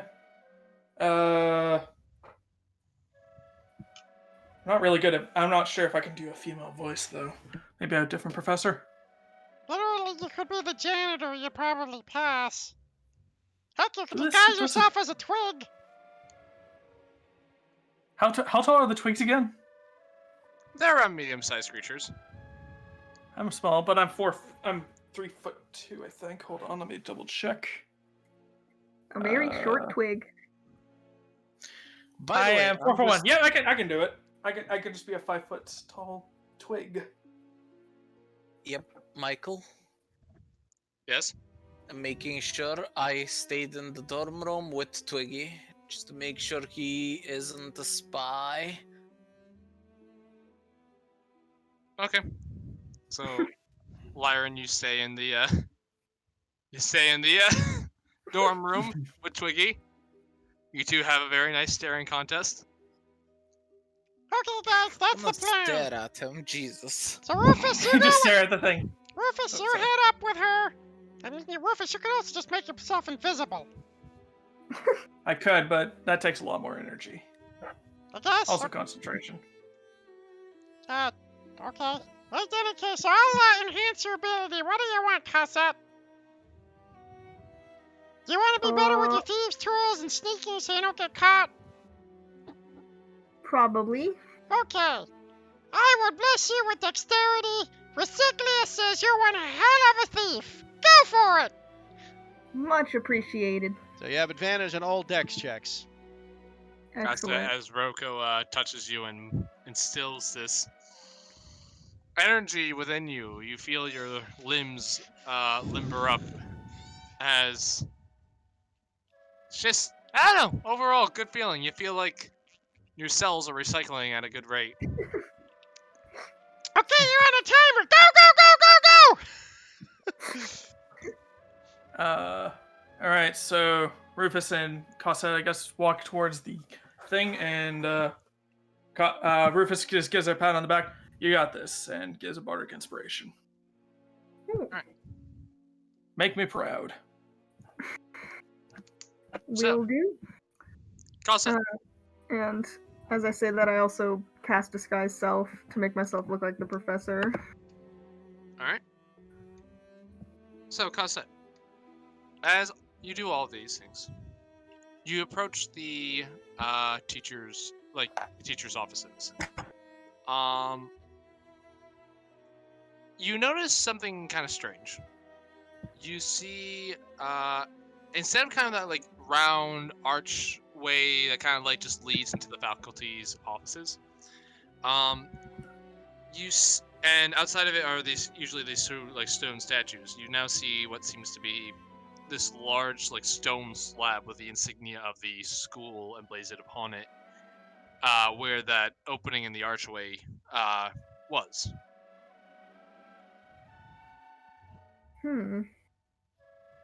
Wait, so it's just like a dead end, or? Yeah, it basically looks like someone had put a wall there now. Well, this is unexpected. Can I go up to the wall and, like, inspect it? Sure. Make me an investigation check, I guess. Terrific. It is a wall. You may also make me an Arcana check. I tried. Yeah, no, I wonder if I should have made Cosette smarter on second thought. yeah, that is a wall. It was not there before. It's a magic school, so magic Are there maybe. any alternate routes to my destination? None that you are aware of. Maybe potentially you could try to climb through a window, but that would be a perilous journey, and also getting aligned with the right window may be tricky. Huh. Like guessing which window from the outside is the professor's. Plausible, absolutely possible. Could be rather difficult though.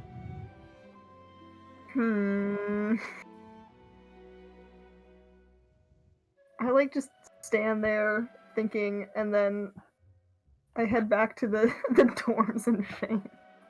I just. As you all see Professor Nightingale walk into your dorm rooms. Well, we privacy. were right by, right? Because we were 20 minutes away waiting. No, So you would have seen us way before then.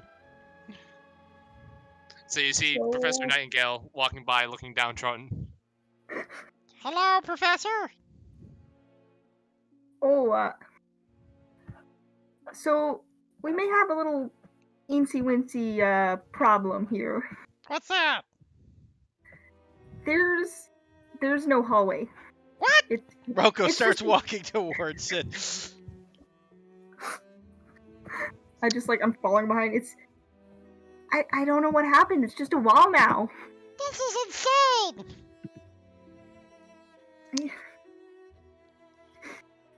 I don't know where I'm supposed to go.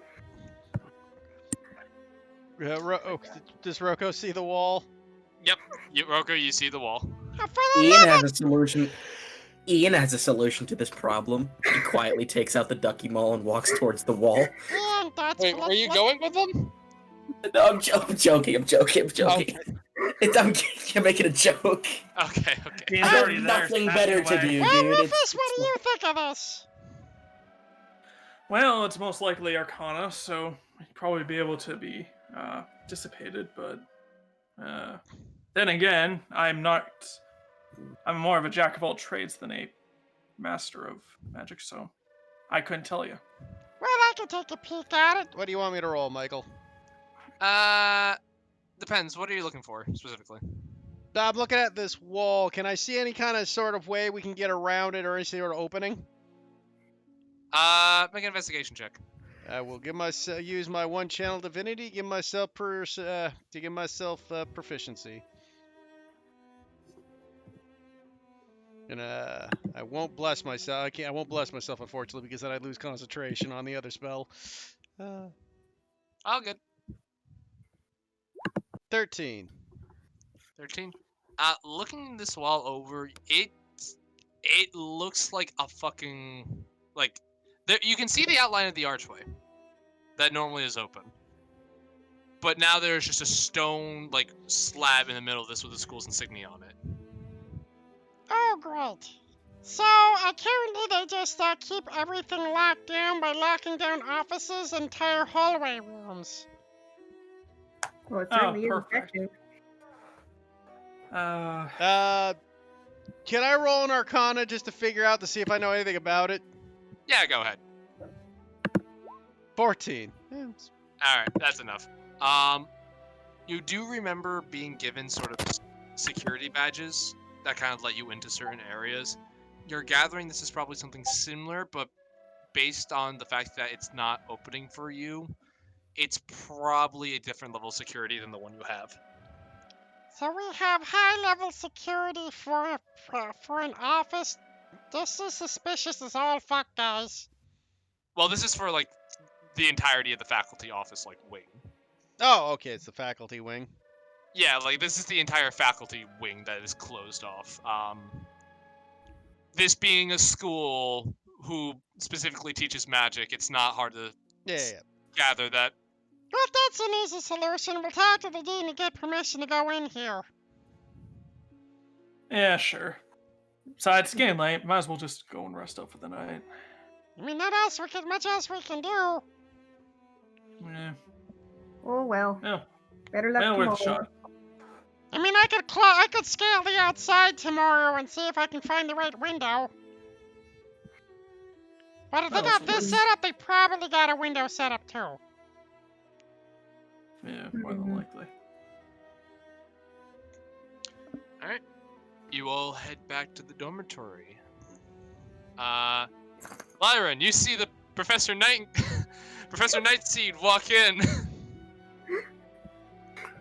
How's it going? Okay, the voice gave it away. Good. The door opens, you just see a crack of lightning as you just see Professor Nightseed standing there. Wait for a moment, and then she says hello, and then you're like, never mind. I imagine at this point the Hey, I spell know would you. fade anyways. It's only an hour. Yeah, it basically fades when you open the door. You probably had about another 6 seconds. Are you ready anyway. to study some necromancy? As the disguise drops. So we're dealing with the fact that we can't get into the faculty area. They made a big wall. We might have to talk for the dean to get special permission to sneak around in there.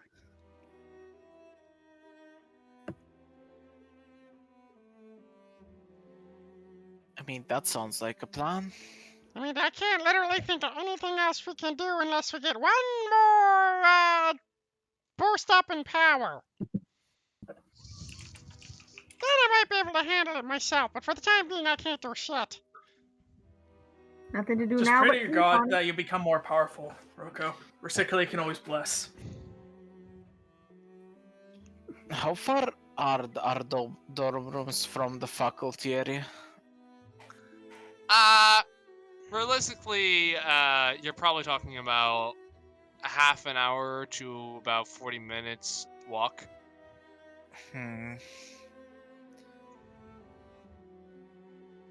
Well, my best idea is I can send my familiar out to just look out during the night and inform me if something weird's happening. But apart from that, I think it's just sleeping time. Yeah, I mean, we'll in the morning we'll have to check to see if we can find out the fucking, where those stick people went to. We can check outside the dorms, where the stick people disappeared. Actually, that's a good idea. I will send my familiar to go and attempt to find the stick people. So the surveyor twigs are all over the school. It doesn't take long for your familiar to find them, kind of like cleaning the halls, polishing like the trophy case, that sort of thing. Okay, I will give my familiar standing orders that if they deviate somehow, it should come back to me and make a fuss. And then I go to bed. Understood. Alright. As you guys settle and make your plans for the evening, you take a rest and gain the benefits of a long rest, and I believe that is where we will end it here for today. Okay. Sounds good. Alright. You guys are making headway in your investigation. Indeed. I Ian continues to do research on rubber ducks, but that is beside the point.